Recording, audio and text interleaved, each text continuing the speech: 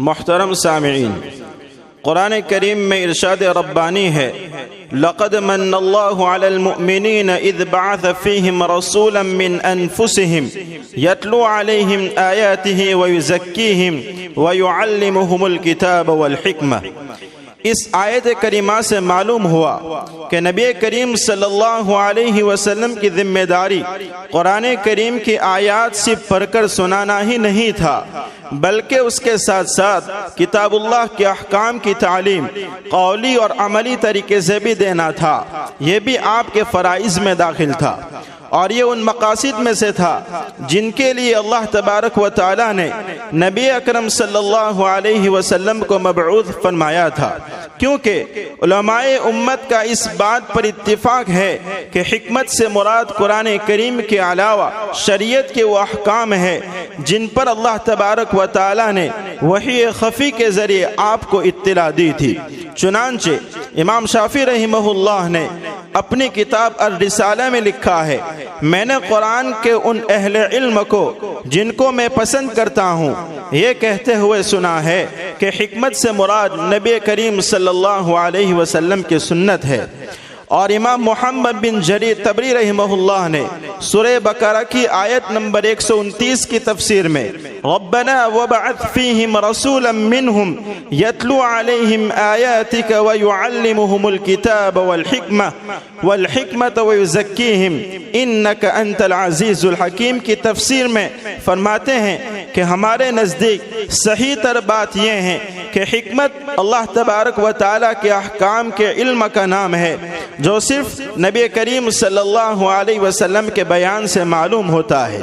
اسی لیے نبی کریم صلی اللہ علیہ وسلم نے ارشاد فرمایا تھا کہ مجھے قرآن کریم دیا گیا ہے اور اس کے مثل مزید، جس سے مراد قرآن کریم کی شرح یعنی نبی اکرم صلی اللہ علیہ وسلم کی قولی فعلی احادیث مبارکہ ہی ہے۔ اور اسی لیے اللہ تبارک و تعالی نے ازواج مطہرات کو قرآن حکیم میں خطاب کر کے دین کے اس حصے کی حفاظت کا حکم فرمایا تھا وَاذْكُرْنَ مَا يُتْلَى فِي بُيُوتِكُنَّ مِنْ آيَاتِ اللَّهِ وَالْحِكْمَةِ کہ تمہارے گھروں میں اللہ تبارک و تعالی کی جو آیتیں اور حکمت کی جو باتیں سنائی جاتی ہیں ان کو تم یاد رکھو۔ اسی اہمیت کی بنا پر اس کی حفاظت اور تدوین اور تشریح کے لیے ہزاروں نہیں بلکہ لاکھوں اور کروڑوں انسانوں کی کوششیں صرف ہوئی ہے۔ حافظ ابن حزم ظاہری رحمہ اللہ نے اپنی کتاب میں لکھا ہے کہ پچھلی امتوں میں کسی کو بھی یہ توفیق نہیں ملی کہ اپنے رسول کے کلمات کو صحیح اور ثبوت کے ساتھ محفوظ کر سکے۔ یہ صرف اس امت کی خصوصیت ہے کہ اس کو اپنے رسول کے ایک ایک کلمے کی صحت اور اتصال کے ساتھ جمع کرنے کی توفیق ملی۔ مسلمانوں کے اس عظیم کارنامے کا اعتراف غیر مسلموں نے بھی کیا ہے۔ اس سلسلے ترتیب اور تدوین کی ایک ذرنی کڑی امام محمد بن اسماعیل بخاری رحمہ اللہ کی کتاب جامع صحیح البخاری بھی ہے۔ اس کتاب میں امام بخاری رحمہ اللہ نے وہ 8 اقسام جمع کر دیے ہیں جو کسی کتاب کے جامع ہونے کے لیے ضروری ہے۔ امام بخاری رحمہ اللہ نے نامعلوم کس قدر عظیم اخلاص کے ساتھ یہ کتاب لکھی تھی جس کی بنا پر اللہ تبارک و تعالی نے اسے وہ عظیم مقبولیت عطا فرمائی کہ مخلوق کی کتابوں میں جس کی نظیر پیش نہیں کی جا سکتی۔ چنانچہ حافظ ابن صلاح فرماتے ہیں کہ اللہ تبارک و تعالی کی کتاب کے بعد صحیح بخاری اور صحیح مسلم سب سے صحیح ترین کتابیں ہیں۔ اور شاہ ولی اللہ محدث دہلوی رحمہ اللہ نے اپنی کتاب حجت اللہ البالغہ میں ارشاد فرمایا ہے کہ جو شخص اس کتاب کی عظمت کا قائل نہ ہو وہ مبتدی ہے اور مسلمانوں کی راہ سے ہٹا ہوا ہے۔ پھر قسم اٹھا کر فرماتے ہیں اللہ تبارک و تعالی نے اس کتاب کو جو شہرت عطا فرمائی ہے اس سے زیادہ کا تصور نہیں کیا جا سکتا ہے۔ چنانچہ آج ہم سب اسی عظیم کتاب کے آخری درس کو پڑھنے کے لیے جمع ہوئے ہیں لہذا اب میں دارالعلوم عربیہ اسلامیہ محمود نگر کنتھاریا کے شیخ الحدیث حضرت مولانا انور صاحب قاوی دامت برکاتہم کو بسط ادب و احترام درخواست کرتا ہوں کہ حضرت والا اسٹیج پر تشریف لے آئے اور بخاری شریف کا آخری درس پڑھا کر ہم سامعین کو مستفیض فرمائے اور اپنی مستجاب دعاؤں پر ہماری آج کی اس محفل کا اختتام فرمائے۔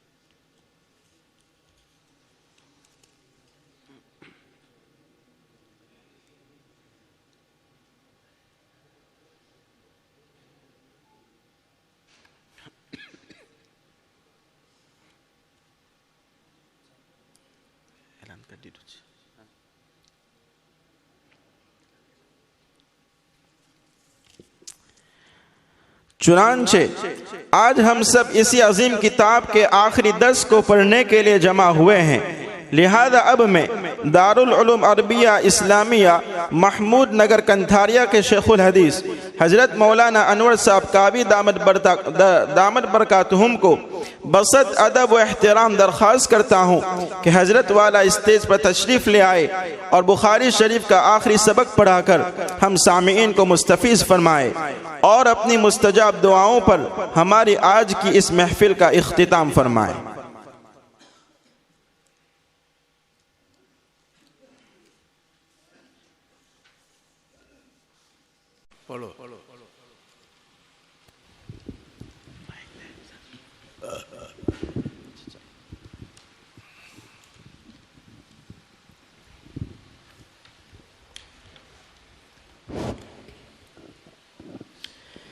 بسم الله الرحمن الرحيم الحمد لله رب العالمين والعاقبة للمتقين والصلاة والسلام على سيد الأنبياء والمرسلين أما بعد فإن أصدق الحديث كتاب الله وأحسن الهدي هدي محمد صلى الله عليه وسلم وخير الأمور عوازمها وشر الأمور محدثاتها وكل محدثة بدعة وكل بدعة ضلالة وكل ضلالة في النار.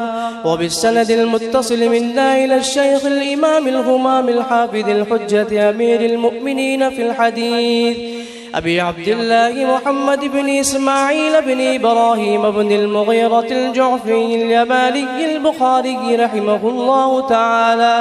اللهم انفعنا بعلومه وعلومهم آمين يا رب العالمين. أنه قال باب قول الله تعالى ونضع الموازين القسط ليوم القيامة وأن أعمال بني آدم وقولهم يوزن. وقال مجاهد القسطاس العدل بالرومية ويقال القسط مصدر المقسط وهو العادل وأما القاصد فهو الجائر.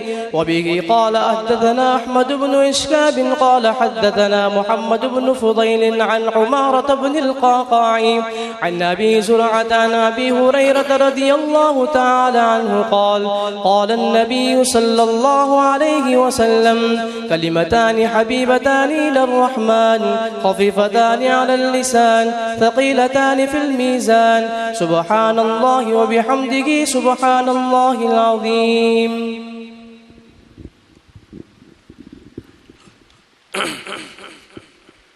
بسم الله الرحمن الرحيم.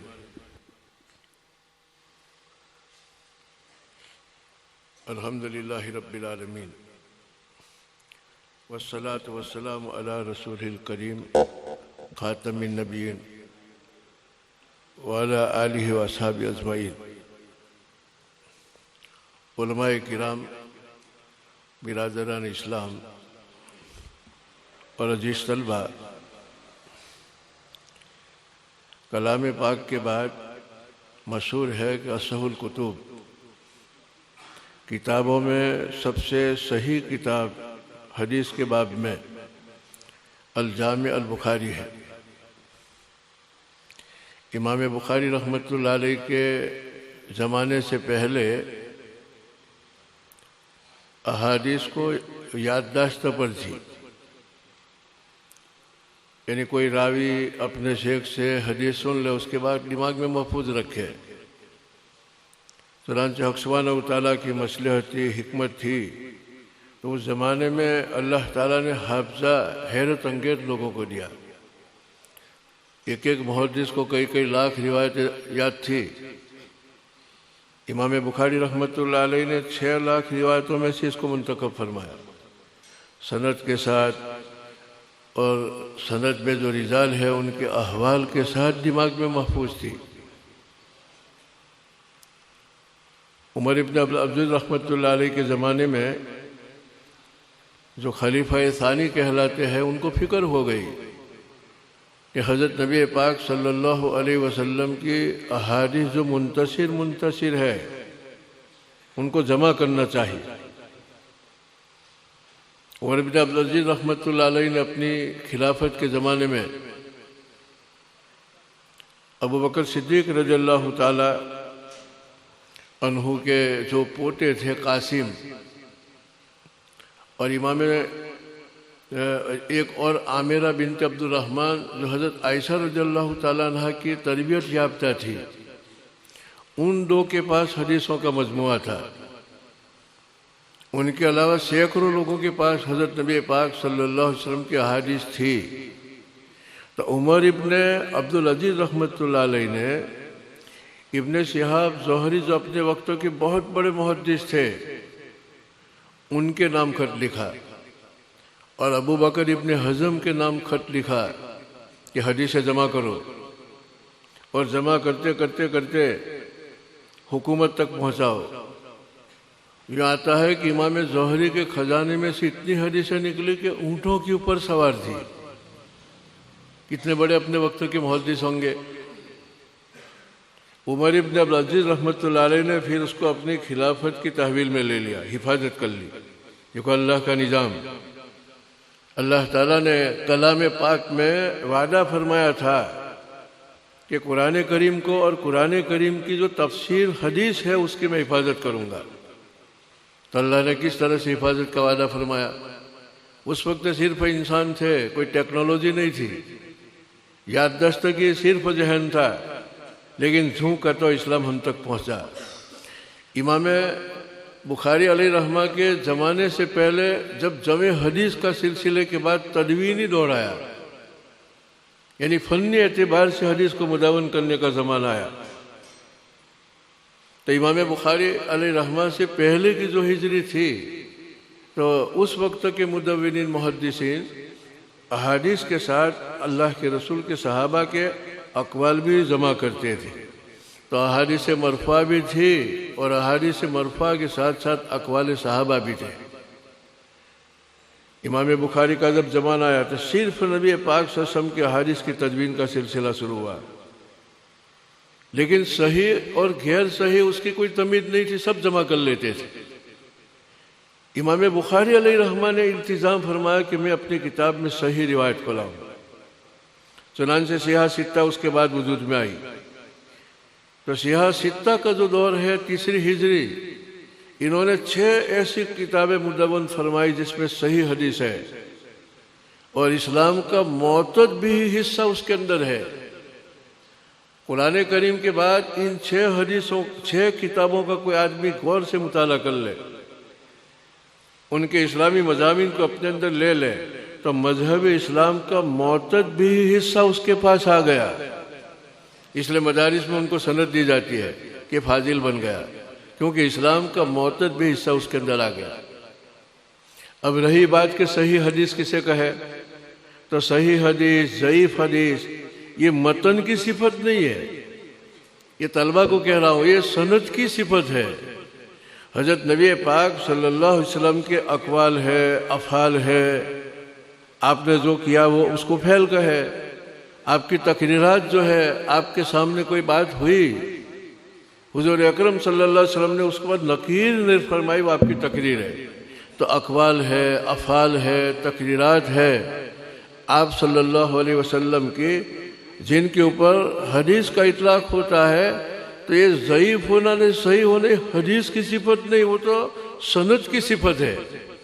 حدیث تو جو اللہ کے رسول نے فرما دی، لیکن ہم تک پہنچنے کے بعد سند سے ظن غالب ہو گیا کہ پیغمبر کی بات ہے. ایک ظن غالب اور یقین پیدا کرنے کے لیے سند کو دیکھا جاتا ہے. تو مستقل فن وجود میں فن اسماء رجال آپ نے اپنے استادوں سے سنا ہوگا کتنا بڑا، 10 لاکھ سے زائد راویوں کے تاریخ اور اس کا کہاں پیدا ہوئے، کہاں پڑھا، کہاں مرے، کتنی عمر، ان میں کتنی دفعہ جھوٹ بولے، کتنی دفعہ اپنا حافظہ کھویا، یہ پورا ریکارڈ ہے.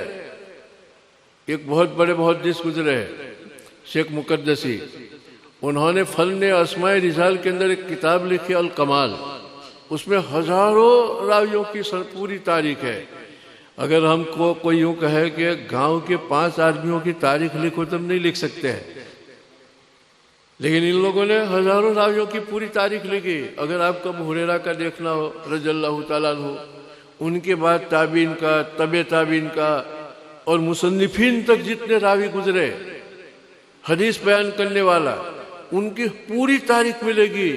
ان کا دماغ، ان کا حفظہ کیسا تھا، دینداری کیسی تھی، اور ان کا مقام کیا تھا، علم میں ان کا کیا مقام تھا، پورا ریکارڈ یہ سند کے اندر آئے. انہوں نے یہ بات فرمائی تو پھر اس سے بات کا انداز ہوتا تھا کہ بات کتنی وزندار ہے، کس نے ہم کو سنائی، کس نے ہم کو پہنچائی. علامہ شیخ مرزی علیہ رحمہ پیدا ہوئے، انہوں نے کمال کے اوپر کام کر کے تہذیب الکمال نام کی کئی ضلعوں میں کتاب مرتب فرمائی. تہذیب الکمال نام کی، اس میں حدیث کی سند میں جتنے رجال آتے ہیں، جتنے آدمی آتے ہیں، سب کی تاریخ مرتب فرمائی ہے. اس کے بعد علامہ ذہبی علیہ رحمہ پیدا ہوئے. ان کا حافظہ اتنا گزبتا تھا کہ حافظ ابن حجر عسقلانی علیہ رحمہ حج کو گئے تو کعبہ شریف پکڑ کے اللہ سے دعا کر رہے کہ علامہ ذہبی جیسا دماغ دے دو، ضبط دے دو. شاہ صاحب رحمۃ اللہ نے لکھا ہے کہ علامہ ذہبی اگر کسی اونچائی پر کھڑے ہو جاوے اور حدیث کی سندوں میں ہزاروں جتنے راوی ہیں ان کے سامنے آ جاوے، چہرہ دیکھ کے بتا دے کہ وہ کس درجے کا ہے.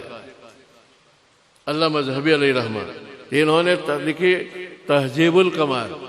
اس کے بعد ابن حجر عسقلانی علیہ رحمہ، امام بخاری نے جو بخاری شریف لکھی اس کے شرح لکھنے والے، فتح الباری لکھنے والے بے مثال تھے. حضرت صاحب فرمایا کرتے تھے کہ اگر کوئی فتح الباری پڑھ لے تو محدث بن جاوے، سارا محدثن.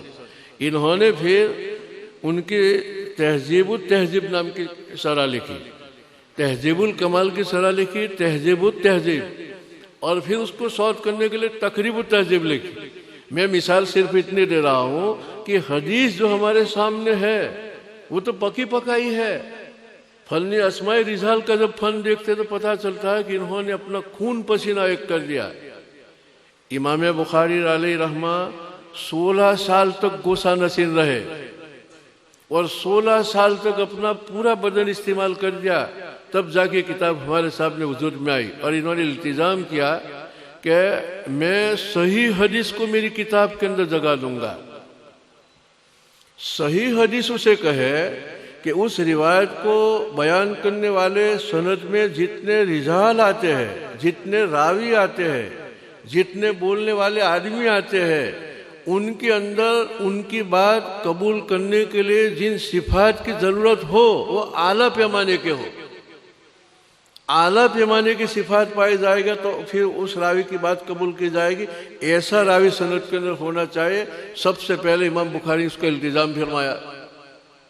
چنانچہ وہ صفات کون سے ہے؟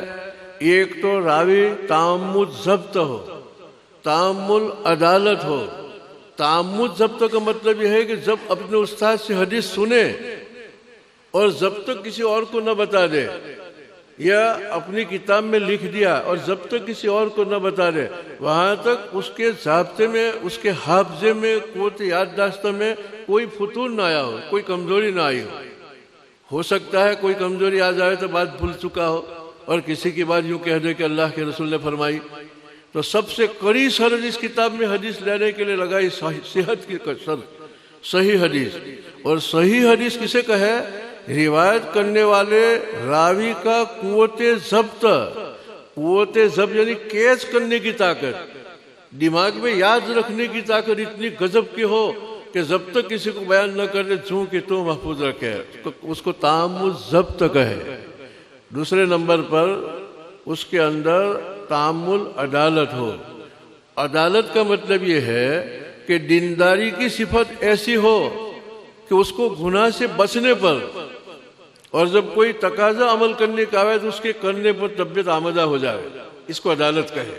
جیسے ایک آدمی کو بھوک لگتی ہے، پیاس لگتی ہے، تو جب تک روٹی کھاتا نہیں بے چین رہتا ہے، پیشاب لگتا ہے جب تک فارغ نہیں ہوتا ہے بے چین رہتا ہے۔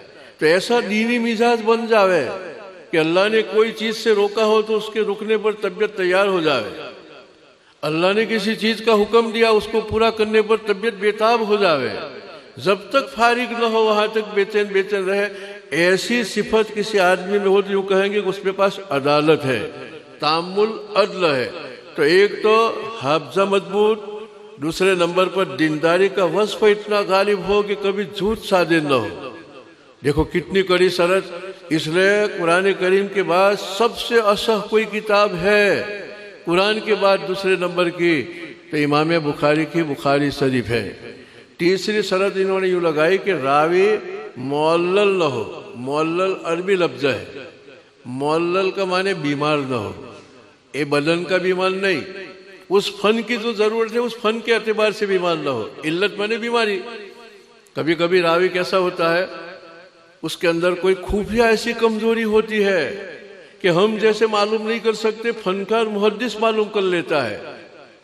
سونی کے پاس جب کوئی آدمی سونا بیچنے جاتا ہے تو اس کے ہاتھ میں رکھتے ہی کہہ دیتا ہے کہ سونا اصلی ہے کہ نکلی ہے، پیتل ہے کہ سونا ہے۔ جو محدث ماہر ہوتے تھے ابن حجر اسقلانی جیسے، علامہ ابن ذہبی جیسے، ان کے سامنے وہ راوی ہے تو فوری کہہ دے کہ اس میں خفیہ کوئی بیماری ہے۔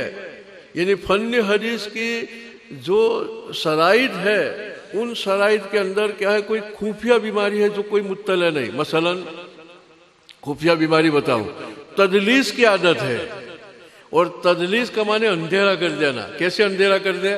میں نے یہ روایت ان سے سنی اور یہ اپنے وقت کے بہت بڑے محدث نہیں ہے، ہلکے قسم کے محدث ہے، تو سنی تو میں نے ان سے اور یہ میرے زمانے کے ہے، لیکن میں اس بڑے محدث کی طرف نسبت کر کے کہہ رہا ہوں کہ مجھے اس نے بات بتائی۔ یہ دیکھو بیچ میں سے واسطہ گرا دیا کہ نہیں، اب اس پر کوئی مطلع نہیں ہو سکتا ہے کیونکہ دونوں کا زمانہ ایک ہے، یہ بھی اس زمانے میں ہے یہ بھی اس زمانے میں ہے اور میرا زمانہ بھی وہ ہے۔ تو لوگ یوں سمجھتے ہیں کہ ان سے سنی ہوگی، حالانکہ میں نے ڈائریکٹ نہیں سنی، ان کے واسطے سے سنی۔ ان کو سائڈ پر کر کے میں یوں کہوں کہ سمیت انہو، میں نے ان سے اس کو تدلیس کہے اور اس کو علت کہے اور ایسی بیماری والے کو معلل کہے۔ تو سند میں ایسا کوئی راوی آوے جس میں خفیہ علت ہو، ایسی کوئی چیز نہ ہو۔ یہ میں آپ کو سمجھا رہا ہوں کہ بخاری شریف کو اصح الکتب کیوں کہتے ہیں، قرآن کے بعد اس کا اتنا اونچا درجہ کیوں؟ تو امام بخاری علیہ رحمہ نے اپنی کتاب میں حضرت محمد صلی اللہ علیہ وسلم کی جو ارشادات لیے ان لینے میں ایسی کڑی کڑی شرطیں رکھی ہے، یوں ہی نہیں لے لی جہاں سے آئی وہاں سے لے کے جمع کر دی، ایسا نہیں۔ امام بخاری رحمت اللہ علیہ خود فرماتے ہیں کہ میں جس وقت میں اللہ کے رسول صلی اللہ علیہ وسلم کی صحیح حدیث منتخب کر کے لیتا تھا 6 لاکھ روایتوں میں سے، تو سب سے پہلے میں غسل فرماتا تھا۔ اب ہر حدیث پر غسل، امام بخاری کی بخاری شریف میں 9000 کے لگ بھگ روایتیں ہیں۔ اب حدیث کے اوپر غسل کرنا، کتنی بار غسل کیا ہوگا؟ اور 2 رکعت نماز پڑھتا تھا، اور نبی پاک علیہ السلام کے روضہ اقدس پر بیٹھ کے استخارہ کرتا تھا، اور اس کے بعد مجھے سر صدر ہو جاوے۔ تو خالی ظاہری قاعدوں کو یوز نہیں کیا حدیث لینے میں، اپنے باطن کو بھی دیکھا، اپنے دل کو بھی پوچھا، استفت قلبک، کوئی بات دل میں تردد ہو تو دل سے پوچھے، اگر دل میں پھر بھی تردد آ تو اس کو چھوڑ دیتے، استخارہ فرماتے تھے۔ تو ظاہری چیز کو بھی استعمال کیا، قواعد اور ضوابط کو بھی، اور قلبی کیفیت کو بھی استعمال کیا، اللہ سے لو بھی لگائی 2 رکعت نماز پڑھ کے، غسل فرما کے، نبی پاک علیہ السلام کے روضہ اقدس پر بھی پہنچے، اس کے بعد پوری تسلی کے بعد قلم اٹھا کے اس طرح سے کیوار لکھی۔ ہم سمجھتے کہ بخاری شریف لے کے بیٹھ گئے، لے کے اٹھ گئے، اور اس کو کیوں کہتے ہیں اصح الکتب؟ تو اصح الکتب کا معنی قرآن کے بعد سب سے صحیح کوئی کتاب ہے بخاری شریف۔ اس لیے آتا ہے، تجربہ ہے اکابر کا کہ بخاری شریف کوئی آدمی دھیان سے سنتا ہے اور عقیدت سے سنتا ہے اور پھر وہ ہاتھ دعا کے لیے اٹھاتا ہے تو اللہ تعالیٰ اس کے ہاتھ کو یوں ہی رد نہیں کرتا ہے، قبول کر لیتا ہے۔ یہ امام بخاری علیہ رحمہ کی قدر اللہ تعالیٰ نے فرمائی کہ جب اتنا اہتمام کیا کہ 16 سال تک قربانی دی، 16 سال تک، تو حضرت نبی پاک صلی اللہ علیہ وسلم کی احادیث پر، اتنے مجاہدہ پر اللہ نے یہ مقام دیا کہ تجربہ اکابر کا ہے کہ ختم بخاری کے بعد کوئی دعا کرتا ہے تو لگ بھگ اللہ قبول فرما لیتا ہے اور اس کو قلبی سکون نصیب فرماتا ہے۔ یہ مختصر پس منظر ہے۔ یوں آتا ہے کہ امام بخاری رحمۃ اللہ علیہ، ان کے والد صاحب بچپن میں ان کو بہت زیادہ اہتمام فرماتے تھے حلال روزی کھلانے کا، ان کے پیٹ میں حلال روزی جائے۔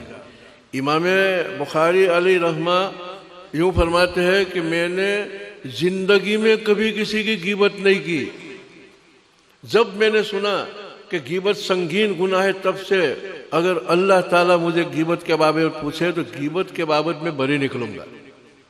حالانکہ امام بخاری کے دشمن تھے، چاروں طرف دشمنوں کی بھیڑ تھی، لیکن پھر بھی زبان پر اتنا قابو کہ زندگی بھر امام بخاری علیہ رحمہ نے کسی کی غیبت نہیں کی۔ کتنی بڑی بات ہے۔ تو ان کی زبان میں بھی پاکیزگی تھی اور ان کے پیٹ میں بھی پاکیزگی تھی۔ یوں آتا ہے کہ سر دی صدق کے مقال عقل حلال، خلوت جلوت تماشائے جمال۔ صدق کے مقال عقل حلال، سر دی، دین کا مدار زبان پر نے پیٹ پر ہے۔ اگر زبان پر سچائی ہے، زبان پر غیبت نہیں، زبان پر چغلی نہیں، زبان پر جھوٹ نہیں، زبان پر خیانتوں کی باتیں نہیں، پیٹ میں ستھری غذا ہے تو اس کے دل کی تختی پر علوم نبوت کا نور اس طرح سے آتا ہے جس طرح آئینہ سورج کے سامنے رکھے نے سورج کی روشنی اس میں آ جاتی ہے۔ یوں آپ کوئی پتھر رکھو گے تو نہیں آئے گی، سورج کے سامنے پتھر رکھو گے تو اس میں وہ روشنی نہیں آئے گی، لیکن آئینہ رکھو تو اتنی روشنی آئے گی دوسروں کو یوں کر اس کا منہ بھی چمک جائے گا۔ پھر تم یہ مستند روایت لے کر، حدیث لے کر، علم لے کر اپنے اپنی بستیوں میں جاؤ گے، قوم میں جاؤ گے تو یہ آفتاب نبوت کی کرن آپ بھی اس طرح سے پھینکو گے جیسے آئینہ پھینکتا ہے، لیکن شرط یہ ہے کہ مستند علم ہو۔ خیر امام بخاری علیہ رحمہ کے بابت یوں آتا ہے کہ ان کے والد بزرگوار نے اتنا اہتمام کیا کہ ان کے پیٹ میں حلال کی روزی جاوے اور ان کی زبان پر کبھی گندی بات نہیں آئی امام بخاری کی۔ یہ 2 چیزوں کو اتنا دخل ہوا کہ حدیث کی سینکڑوں کتابوں میں بخاری شریف کو جو مقبولیت حاصل ہے ایسے کسی کو نہیں۔ ایک یوں آتا ہے ابن مبارک رحمۃ اللہ علیہ محدثین میں بہت بڑے محدث گزرے ہیں، ان کے والد صاحب کا نام مبارک تھا اور ان کا نام عبداللہ تھا، عبداللہ ابن مبارک۔ امام ترمذی رحمۃ اللہ علیہ ترمذی شریف میں بھی ان کی باتیں ذکر کرتے ہیں۔ تو عبداللہ ابن مبارک کے بابت شاہ عبد العزیز محدث دہلوی علیہ رحمہ نے بوستان المحدث میں یہ لکھا ہے کہ ان کے والد صاحب مبارک جو تھے، عبداللہ ابن مبارک کے والد صاحب مبارک جو تھے وہ روزی روٹی میں بہت محتاج تھے، چنانچہ انہوں نے قصہ لکھا ہے کہ وہ غلام تھے۔ عبداللہ ابن مبارک کے ابا کون تھے؟ غلام تھے، غلام، اور قبیلہ تمیم کا بہت بڑا ایک مالدار آدمی تھا، ان کے غلام تھے اور ان کے باغیچے میں وہ غلامی کرتے تھے۔ ایک دفعہ ان کے مالک نے یوں کہا کہ مبارک ایک انار توڑ کے لا، لیکن کھٹا انار لانا، میٹھا نہیں، کیسا؟ کھٹا انار لانا۔ مبارک ابن مبارک کے ابا عبداللہ ابن مبارک محدث کے والد صاحب وہ ایک انار توڑ کے لائے۔ باغیچے کے مالک جو تھے بہت بڑے، انہوں نے توڑا، نے چکھا، کہے تو میٹھا ہے، آپ کھٹا کیوں نہیں لائے؟ تو کہا کہ آپ کو پتہ ہی نہیں کہ کون میٹھا نے کون کھٹا؟ کبھی آپ چکھتے ہی نہیں؟ تو کہا کہ مالک آپ نے مجھے نگرانی کے لیے نوکری پر رکھا ہے، چکھنے کے لیے نہیں، آج تک میں نے تمہارا انار چکھا نہیں۔ جو اناروں کے باغیچے میں رہے اور مالک کی اجازت کے بغیر ایک دانہ بھی چکھے نہ، کتنا اہتمام کیا اپنے پیٹ کا۔ تب جو قبیلہ تمیم کا جو مالک تھا باغیچے کا، ان کی بہت خوبصورت لڑکی تھی، انہوں نے اپنی عورت کو جا کے کہا کہ اپنی لڑکی کا رشتہ اس بچے سے کر دے، ایک غلام سے کر دے، ہے غلام لیکن دیندار ہے، تو کہ پہلے ان سے مشورہ تو لو۔ چنانچہ عبداللہ ابن مبارک کے ابا مبارک کے پاس مشورہ لینے آئے، اتنے بڑے آدمی مشورہ لینے آئے ان کی بیگمہ کو پوچھ کے کہ میری لڑکی کی شادی کرنی ہے، تو آپ کا کیا مشورہ ہے؟ عبداللہ ابن مبارک کے ابا مبارک نے کہا کہ دیکھو، یہود جو ہے وہ لڑکی کا مال دیکھ کے شادی کرتے ہیں، یہود، اور عرب کے لوگ جو شادی کرتے ہیں تو ان کا حسب نسب دیکھتے ہیں، خاندان، اور عیسائی لوگ نصرانہ لوگ جب شادی کرتے ہیں تو روپ دیکھتے ہیں، حسن و جمال دیکھتے ہیں۔ اور مذہب اسلام نے تو یوں فرق فَسْفَرْ بِذَاتِ الدِّينِ تَرِبَتْ يَدَاكَ، اگر لڑکے لو تو دیندار لڑکی لینا، یہ میں آپ کو مشورہ دیتا ہوں، اس کے آئینے میں آپ منتخب کرو کس کو لڑکی دینی۔ یہ مشورہ مالک کو بہت پسند آیا، تو اپنی لڑکی کی نکاح ان سے کر دی، دیکھو تقوی پر، اور اسی سے پھر عبداللہ ابن مبارک پیدا ہوئے۔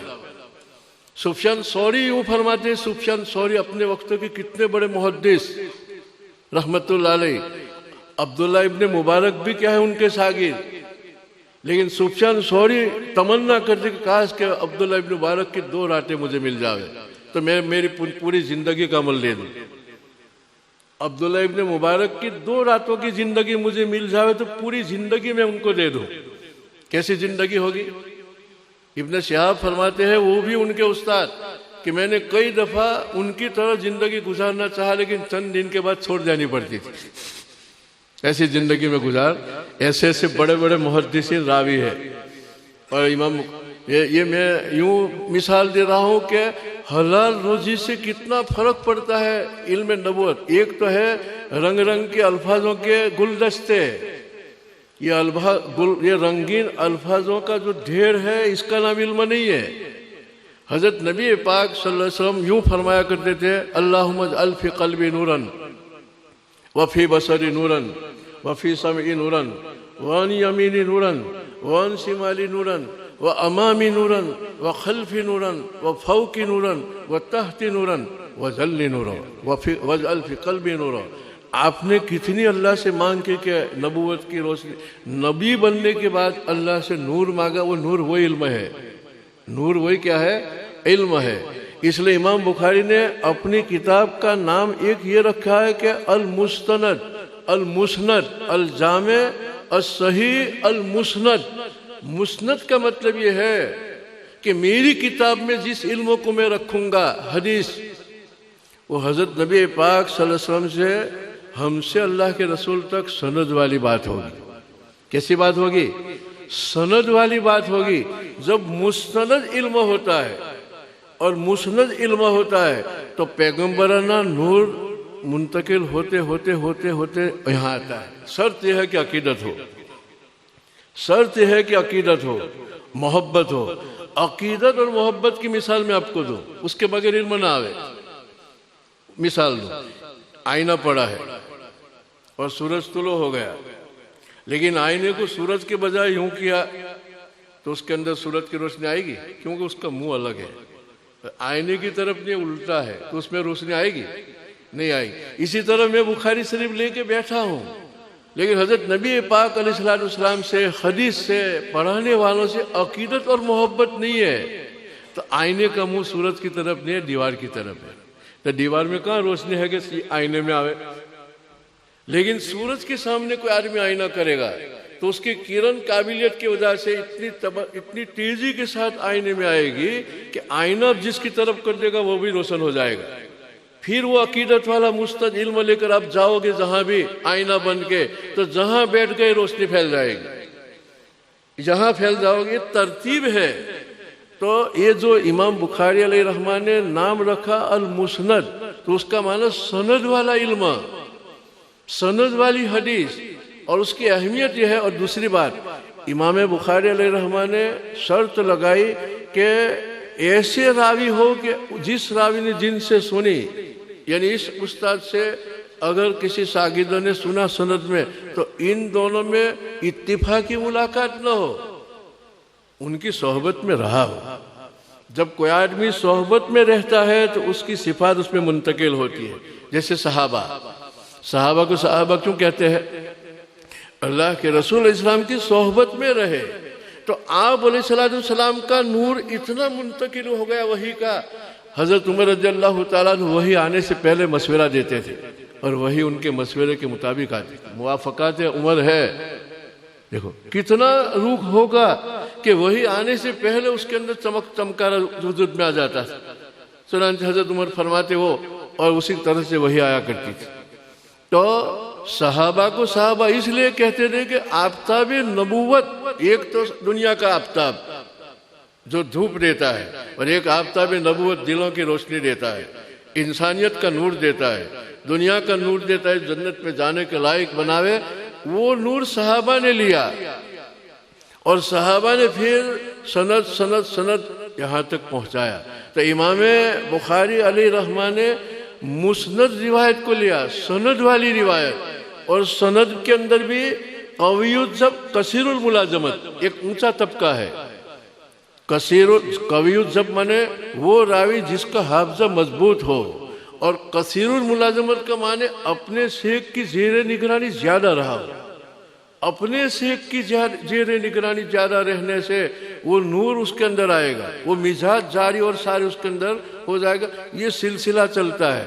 اس لیے ہمارے اکابر بخاری شریف کے سبق میں بار بار یوں کہے ہمارے پرانے اکابر، دھیان دو، توجہ دو، دھیان دو، توجہ دو. حضرت شیخ زکریا علیہ رحمہ فرماتے ہیں کہ میں پڑھتے پڑھتے حدیث میں آیا تو ابا نے یوں کہا کہ زکریا دیکھ، تجھے حدیث مجھ سے پڑھنے کی، کسی سے نہیں پڑھنے کی. مجھے یوں کہا کہ دیکھ حدیث کس سے پڑھنے کی؟ مجھ سے کسی سے نہیں پڑھنے کی. اور یوں ایسا کیوں فرمایا؟ یوں فرمایا کہ زکریا تو تھوڑا گستاخ ہے، تیری توجہ اتنی نہیں رہے گی کسی اور کے پاس، تو توجہ نہیں دے گا، نہیں گستاخی کرے گا تو تیرا دین جائے گا. تو مجھے تیری دنیا جائے وہ تو برداشت ہو سکتا ہے، لیکن تیرا دین جائے وہ برداشت نہیں ہوگا. چنانچہ حضرت فرماتے ہیں کہ مجھے التزام فرما کہ ابا سے حدیث پڑھنے کی. تو عقیدت اور محبت حدیث کے ساتھ ہوگی تو مسند جو قید لگا امام بخاری نے المسند کہ میں ایسا علم پیش کرتا ہوں جو سند والا ہے، تو نور نبوت اس تک پہنچے گا. جیسے آئینے کو دیوار کی طرف کرے تو روشنی نہ ملے، کیونکہ عقیدت بھی نہیں، محبت بھی نہیں سورج کے ساتھ، لیکن برابر سورج کے سامنے آئینہ کرتا ہے تو آئینے کے مقابل آنے کی، سورج کے مقابل آنے کی وجہ سے اس میں نور آئے گا. اور یہ نور اب آئینہ جدھر بھی گھمائے گا گھومے گا، وہ دیوار پر بھی، چہروں پر بھی، یوں پر بھی. تو جان سے یہ بخاری شریف کا ہم علم لے تو اس کی برکت سے نور نبوت منتقل ہوتا ہے، اور نور نبوت کے بعد اس کا مزاج میں وہ چیز جاری اور ساری ہو جاتی ہے کہ وہ بولتا ہے تو اللہ کی مرضی کے مطابق ہوگا، وہ کچھ کام بھی کرے گا تو اللہ کی مرضی کے مطابق ہوگا. امام مالک رحمۃ اللہ علیہ کا قول ہے کہ العلم والحکمت نور یہدی بہ اللہ من یشاء، کہ علم اور حکمت جو ہے ایک روشنی ہے نبوت کی، اللہ جس کو چاہے دے دیتا ہے. یہ رنگ رنگ کے الفاظ کی انبار کا نام علم نہیں، یہ رنگ رنگ کے الفاظ اور تعبیرات جو ہے وہ تو معافی ضمیر کو ادا کرنے کے لیے ایک ناتمام آلہ ہے ہمارے پاس. جیسے دول میں گوشت، دال گوشت ہے، دول میں دال گوشت ہے، تو ہم چمچے سے یوں کر کے پیالے میں نکالتے ہیں جیسے چمچہ نکالنے کے لیے. اسی طرح یہ رنگ رنگ کی تعبیرات، رنگ رنگ کے الفاظ کے ڈھیر جو 28 حروف سے بنتے ہیں، وہ علم نہیں، ہم تو اس کو علم سمجھتے ہیں. وہ تو اپنے ضمیر میں، دل میں جو نور نبوت سے علم ہے اس کو نکالنے کے لیے، بتانے کے لیے، دوسروں کو ظاہر کرنے کے لیے. لیکن ہم کو شیطان بھول سے کہ یہ علم ہے، اور اسی کے چکر میں جنگل میں پھنس کے رہ جاتے ہیں. خیر، تو امام بخاری نے ایک نام کیا رکھا؟ المسند. تو امام بخاری علیہ رحمہ کے والد صاحب کے باوجود یوں آتا ہے کہ انہوں نے خوب اہتمام کیا کہ اسماعیل کے پیٹ میں حلال کی روزی جاوے، حرام کی نہ جاوے. حرام کی روزی اور دماغ کا گھمن نور نبوت کو آنے کے لیے سب سے بڑا حجاب ہے، اس سے بڑھ کے کوئی حجاب نہیں۔ ایک آدمی اخروٹ کے اوپر اخروٹ گنبد پر رکھے تو لڑک جائے گا، گنبد کے اوپر اخروٹ رکھے تو کیا ہے، لڑک جائے گا۔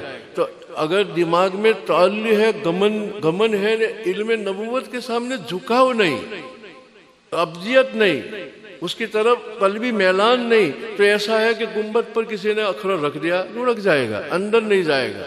اور دوسرے نمبر پر حلال کی روزی، حلال کی روزی اور زبان میں سچائی، صدق کے مقال، عقل حلال، اور یہ چیزوں سے کیا ہے، اس میں علم اترتا ہے۔ امام بخاری رحمہ کے بابت آتا ہے کہ اللہ تعالیٰ نے ان کو استغنا اور خودداری دی تھی۔ خودداری اور استغنا کا معنی گھمن نہیں، گھمن الگ چیز ہے، اور خودداری استغنا نے اپنے دل میں کسی کی طلب نہ ہو، اس کو کہا استغنا۔ چنانچہ یوں آتا ہے کہ ایک دفعہ درس میں آئے نہیں، ان کے ساتھیوں نے کہا کہ کبھی غیر حاضری تو کرتے نہیں، چنانچہ خبر نکالی تھے، کونے میں اپنے گھر میں بیٹھے ہیں، کہا کہ آپ سبق میں نہیں آتے، تو کپڑے دھو رہے تھے، تو یوں کہا کہ میرے پاس اب ایک ہی جوڑا ہے، دھوتے دھوتے اتنا پوسیدہ ہو چکا ہے کہ اگر میں پہن کے بیٹھوں تو پھٹنے کا اندیشہ ہے، سطر کھل جانے کا اندیشہ ہے۔ حالانکہ امام بخاری علیہ رحمہ اگر سوال کرتے تو ڈھیر لگ جاتے کپڑوں کے، اپنے کیا ہے، کپڑوں کے ڈھیر لگ جاتے، لیکن ان کے دماغ میں استغنا تھا۔ چنانچہ پھر لوگوں نے انتظام کیا، اور اس کے بعد پھر سبق کے اندر شروع ہو گئے۔ اللہ فتح الباری کے اندر قصہ لکھا ہے کہ امام بخاری علیہ رحمہ سفر کر رہے تھے، کشتی میں سوار ہو گئے، ان کے پاس 1000 روپیوں کی تھیلی تھی، اس زمانے کے 1000 کروڑوں روپے ہو سکتے ہیں۔ کوئی آدمی ایسا چالو تھا، ہوشیار مکار، وہ حضرت سے تھوڑا بے تکلف ہو گیا اور پتہ چلا لیا کہ حضرت کے پاس 1000 روپے کی اشرفیوں کی تھیلی ہے۔ لالچ پیدا ہو گئی، تو اچانک تھوڑی دیر کے بعد چلانے لگا کہ میرے پیسے، میری 1000 روپے کی تھیلی گم ہو گئی۔ کشتیبان نے سامان تلاش کرنا شروع کر دیا سب کا۔ امام بخاری رحمہ سمجھ گئے کہ یہ چال ہے اس کی، میری تھیلی میں سے 1000 نکلے گا تو لوگ یوں سمجھے گے کہ میں نے ان کی پیسے چوری کی ہے، تو خامہ خواہ میرے اوپر ایک داغ لگے گا اور فن حدیث کے اوپر رکاوٹ بن جائے گا دوسروں تک حدیث پہنچنے میں، کہ تو جھوٹے چور آدمی کی حدیث ہے۔ تو آہستہ سے کسی کو پتہ نہ چلے سمندر میں تھیلی ڈال دی۔ تلاش کرتے کرتے کرتے ان کا سامان تلاش کیا تو کچھ ملا نہیں، اور جو آدمی نے چال چلی تھی وہ بھی سوچنے لگا کہ ان کے پاس تو وہ تھیلی تو ہے ہی نہیں۔ کنارے پر پہنچنے کے بعد جب مسافرین اترنے لگے، اس آدمی نے کہا کہ حضرت آپ کے پاس وہ 1000 روپے تھے، وہ کہاں گئے؟ 1000 روپیوں کی تھیلی، اشرفیوں کی۔ کہا کہ وہ تو چلایا تو میں نے سمندر میں ڈالی۔ کتنی بڑی رقم سمندر میں ڈالی کہ مجھے تو میرے اوپر جو لوگوں کا اعتماد ہے کہ میں سچا آدمی ہوں، چور آدمی نہیں ہوں، اور یہ حدیث میں پہنچا رہا ہوں، اس مقام کی حفاظت تھی۔ تو اس مقام کی حفاظت کے لیے کتنی بڑی قربانی دے دی۔ ایسی ایسی قربانیاں دینے کے بعد بخاری شریف وجود کے اندر آئی ہے، اس لیے اس کا مقام ہے، اس لیے اس کا مقام ہے۔ ایک اور روایت میں آتا ہے کہ امام بخاری علیہ رحمہ کی وفات سے پہلے کسی بزرگ نے خواب دیکھا کہ حضرت نبی پاک صلی اللہ علیہ وسلم اپنے صحابہ کو لے کے کھڑے ہیں دھوپ میں، اور خواب میں اس بزرگ نے پوچھا کہ یا رسول اللہ آپ سائے میں آ جاؤ، اور آپ کے صحابہ یہاں کیوں کھڑے ہو؟ تو کہا کہ امام بخاری کا جنازہ جا رہا ہے، کندھا دینے کے لیے کھڑا ہو۔ کتنی بڑی بات۔ اس کے بعد خبر نکالی تو جس وقت تو خواب دیکھا تھا اسی وقت جنازہ نکلا تھا امام بخاری کا۔ یہ کتنا اونچا مقام۔ اور جب دفن کیے گئے تو ابن حجر عسقلانی نے رحمہ لکھا ہے کہ دفن کے بعد مٹی سے مشک عنبر جیسی خوشبو کئی ہفتوں تک آتی رہی۔ لوگ مٹی بھر کے لے جا رہے کپڑوں میں، یہاں تک کہ پہرے لگانا پڑا تاکہ امام بخاری کی لاش مبارک ظاہر نہ ہو جائے۔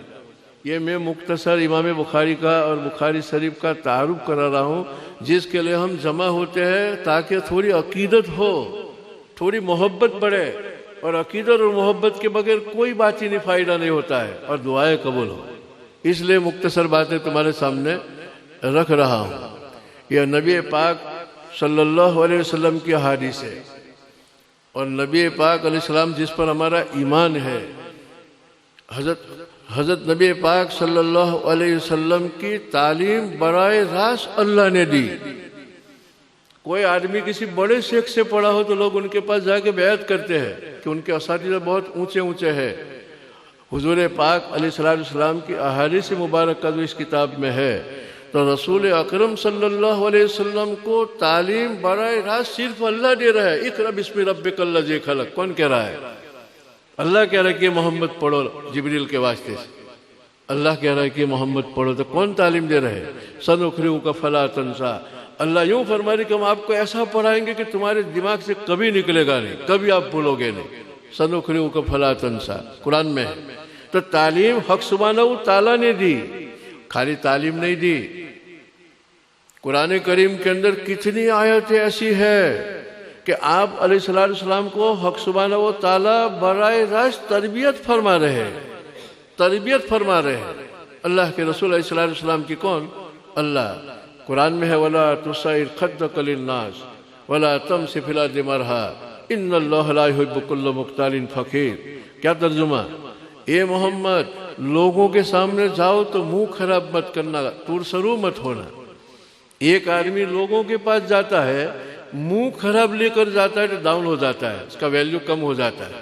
تو اللہ تربیت فرما رہا ہے کہ آپ تو کافۃ للناس کے لیے ہے، آپ کو ہر ایک کو بات پہنچانی ہے، تو اپنا منہ، چنانچہ آتا ہے کہ کان رسول اللہ صلی اللہ علیہ وسلم دائم التبسم، آپ علیہ السلام کے چہرے اقدس پر ہمیشہ مسکراہٹ کی جھلکیاں چمکتی تھی، آپ ہر وقت مسکرا رہے۔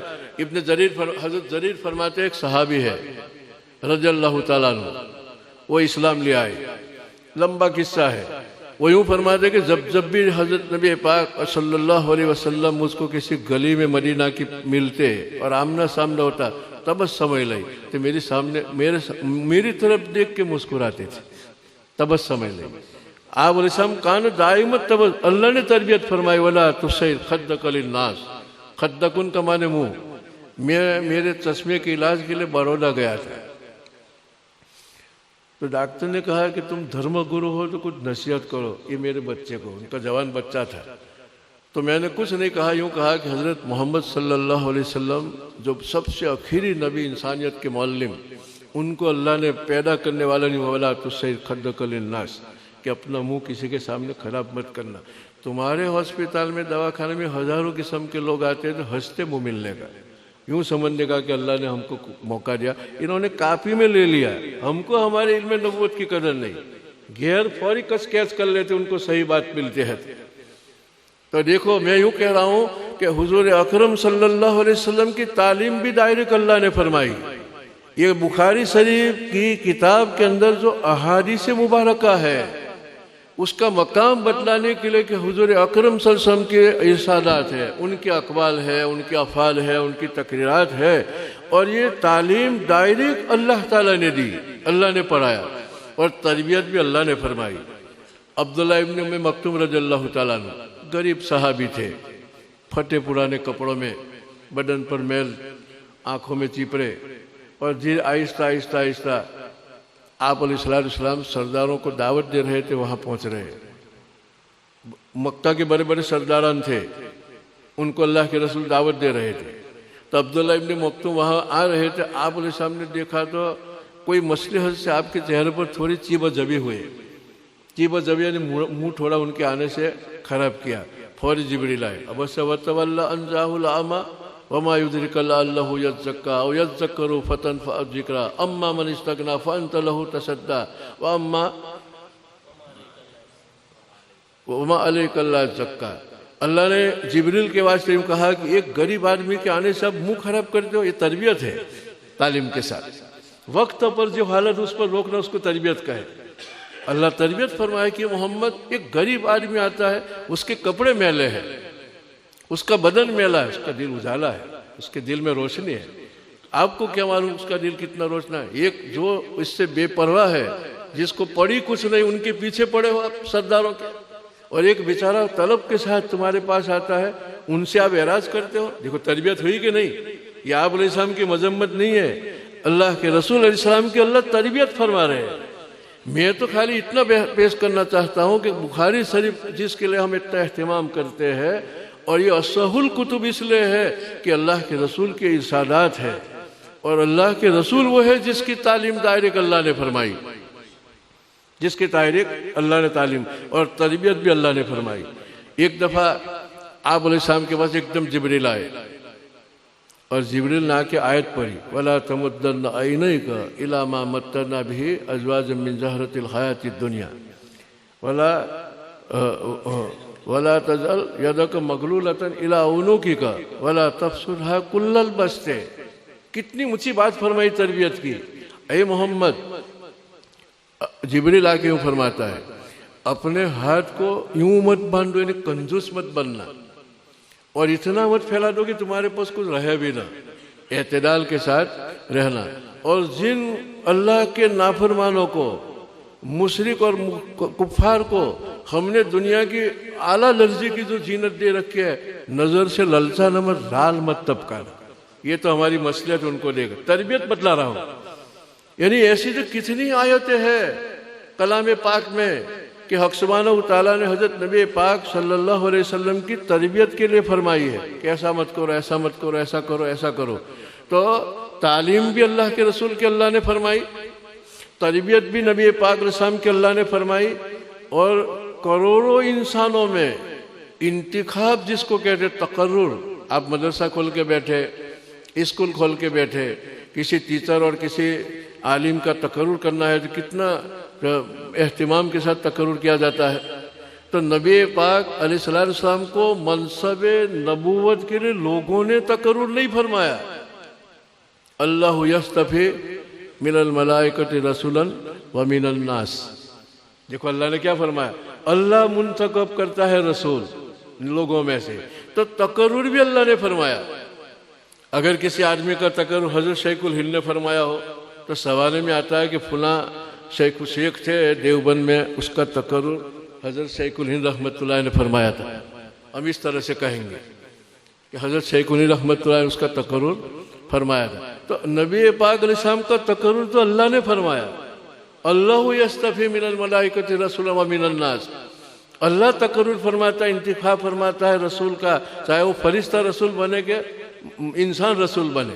جیسے جبریل کو رسول بنایا، پیغام پہنچانے والے، اور اللہ کے رسول کے پاس پیغام لے، تو انتخاب اور تقرر بھی اللہ نے فرمایا، تعلیم بھی اللہ نے فرمائی، تربیت بھی اللہ نے فرمائی۔ اس کے بعد فرمایا کہ انک لعلی خلق عظیم، پھر اللہ تعالیٰ نے سند دے دی کہ محمد آپ کے اخلاق تو اتنے اونچے کہ دنیا کو اس کی اتباع کرنی چاہیے۔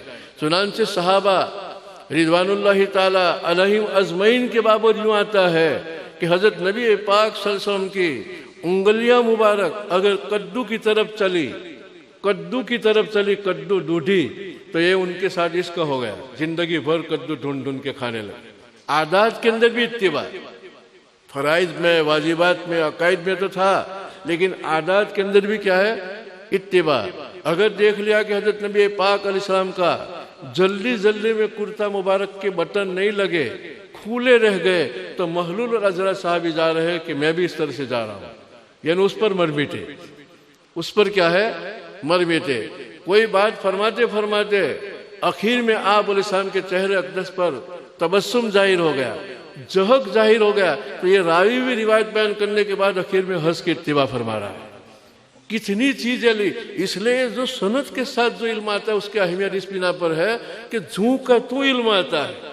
سند کی اہمیت ہم یوں سمجھے کاغذ دے دیا سامنے پڑھ لیا جو جن سے پڑھتا ہے، اس لیے مدارس کے اندر ایسے لوگوں کا تقرر کیا جاتا ہے جو کسی مدرسے کا سند یافتہ ہو، تاکہ اس کا علم مسند ہے، آپ علیہ السلام تک پہنچتا ہے، تو اوپر سے کیا ہے؟ برکتیں آتی ہے، چاہے وہ کیسا بھی ہو، لیکن برکتیں اوپر سے آئے گی۔ میں مثال دیتا ہوں کہ پانی کی ٹنکی کے ساتھ نل کا کنیکشن ہے، لیکن وہ نل 2 روپے والا پلاسٹک کا ہے، کچکڑے کا، لیکن کنیکشن وہاں سے پانی آئے گا کہ نہیں؟ چاہے نل میں 2 روپے والا ہے، لیکن 2000 روپے والا نل ہے، اسٹیل کا منہ بھی نظر آتا ہے، کنیکشن ٹنکی کے ساتھ سائڈ پر ہے، تو پانی نہیں آئے گا، پانی نہیں آئے گا۔ تو چاہے آدمی کتنا بھی ہو، لیکن وہ مسند ہے، تو ان کے سامنے بیٹھنے والا عقیدت سے بیٹھے گا، محبت سے بیٹھے گا تو اوپر کا علم کھینچ کے لائے گا. جیسے چاہے 2 روپے کا نل ہے لیکن کوئی طلب کے ساتھ بالٹی لے کے آئے گا تو ٹنکی کا پانی اس نل سے اس کی بالٹی میں آئے گا. تو عقیدت کے ساتھ طالب بیٹھے گا، پڑھانے والا چاہے 2 پیسے کا ہو لیکن مسند علم ہے تو ان کی عقیدت اوپر کا علم کھینچ لائے گا.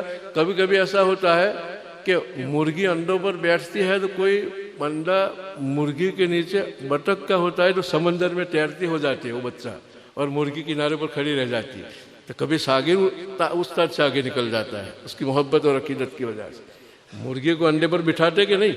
تو کوئی انڈا بطخ کا ہے تو وہ تیرنا جانتا ہے تو یہ بچہ مرغی کنارے پر ہمت نہیں کرے گی سمندر میں کودنے کی اور یہ بچہ سمندر میں تیرتا ہو جائے گا. تو کبھی شاگرد آگے نکل جاتا ہے. دیکھو ابو امام بخاری علیہ رحمہ اس زمانے کے بڑے بڑے مشائخ تھے، علامہ داخلی وغیرہ، لیکن سب پیچھے رہ گئے ان کے اور یہ اتنے آگے نکل گئے.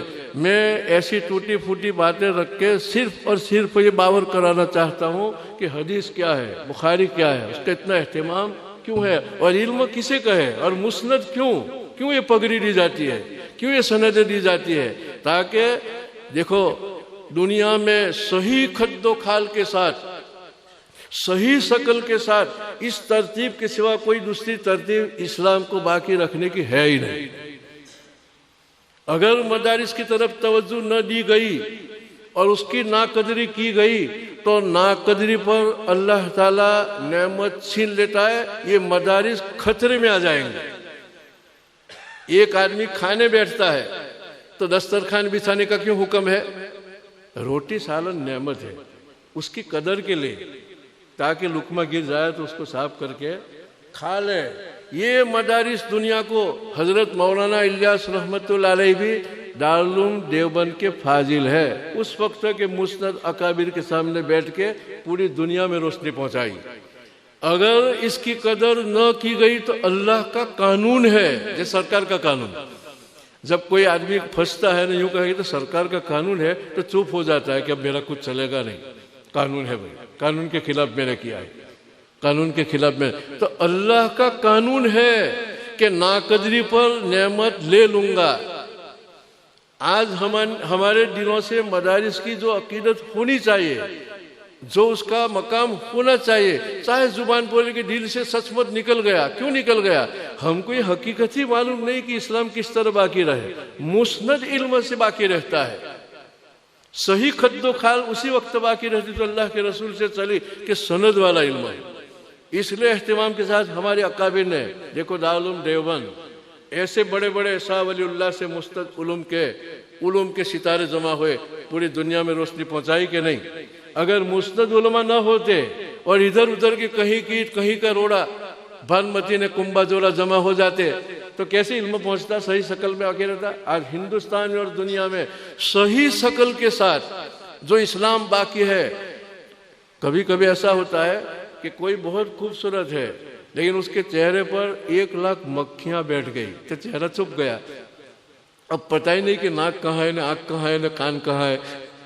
اب کوئی مکھیاں یوں کر کے اڑاڑے تو چہرہ ظاہر ہو گیا. امام بخاری علیہ رحمہ کے بابت میں آتا ہے کہ ان کے استاد کی مجلس میں تھے علامہ داخلی، اور استاد نے یوں کہا، اسحاق ابن راہوی، استاد نے یوں کہا کہ کوئی ایسا مرد پیدا ہو جاوے جو نبی پاک اسلام کا صحیح علم اکٹھا کرے تو بہت کام بن جاوے. ان کے دل میں وہ بات اٹک گئی. پھر وہ سو گئے تو خواب آیا کہ حضرت نبی پاک صلی اللہ علیہ وسلم کے چہرے اقدس پر مکھیاں ہیں اور امام بخاری علیہ رحمہ پنکھا لے کے صاف کر اڑا رہے. اس وقت جو ان کے استاد جو ان کو تعبیر پوچھی تو ان کے استاد نے یوں کہا کہ نبی پاک علیہ السلام کے علم میں جو ملاوٹ ہو چکی ہے، مکھیاں بیٹھ چکی ہے، اسلام کی صحیح شکل چھپ چکی ہے ان مکھیوں کے نیچے، موضوع روایتوں کے نیچے، تو امام بخاری سے اللہ کام لے گا کہ وہ مکھیوں کو اڑا کے اسلام کی صحیح شکل پیش کرے گا. صحیح شکل. اس لیے بخاری کا اتنا اہتمام کیا جاتا ہے کہ اگر اوریجنل اسلام چاہیے، اصلی اسلام چاہے، شکلی شکل صحیح شکل کے ساتھ، ناک صحیح ہو، آنکھ صحیح ہو، کان صحیح ہو، کسی پر مکھی نہ بیٹھی ہو، یہ اصول کتب اس بنا پر ہے. میں تھک گیا بیٹھے بیٹھے. چلو اب تو آخر میں سبحان اللہ بول جائے. اچھا، آخر میں روایت ہے بھائی کہ نضع موازین القسط لیوم القیامہ. امام بخاری رحمۃ اللہ علیہ نے کتاب شروع فرمائی تو یوں حدیث لا انما الاعمال بالنیات کہ مدار نیت پر ہے. یعنی اللہ نے انسان کو جو نیت دی اللہ کی قدرت کی بہت بڑی نشانی ہے. جانوروں میں نیت نہیں رکھی. بھینس گھاس کھائے گی تو نیت کر کے نہیں کہ مجھے اتنی گھاس کھانی ہے، یا بیل چلے گا تو نیت کر کے نہیں کہ مجھے اتنا کلومیٹر چلنا ہے. نیت کی جو خوبی ہے انسان میں ہے، وہاں سے عمل نکلتا ہے. نیت کے بغیر کوئی عمل نکلتا نہیں.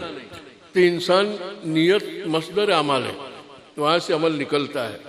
اور جو ہاتھ پیر ہے اس پر عمل ظاہر ہوتا ہے. میں نے نیت کی کہ نماز پڑھنی ہے تو دل میں نماز کی نیت اٹھی، وہاں سے نماز کا عمل نکلا.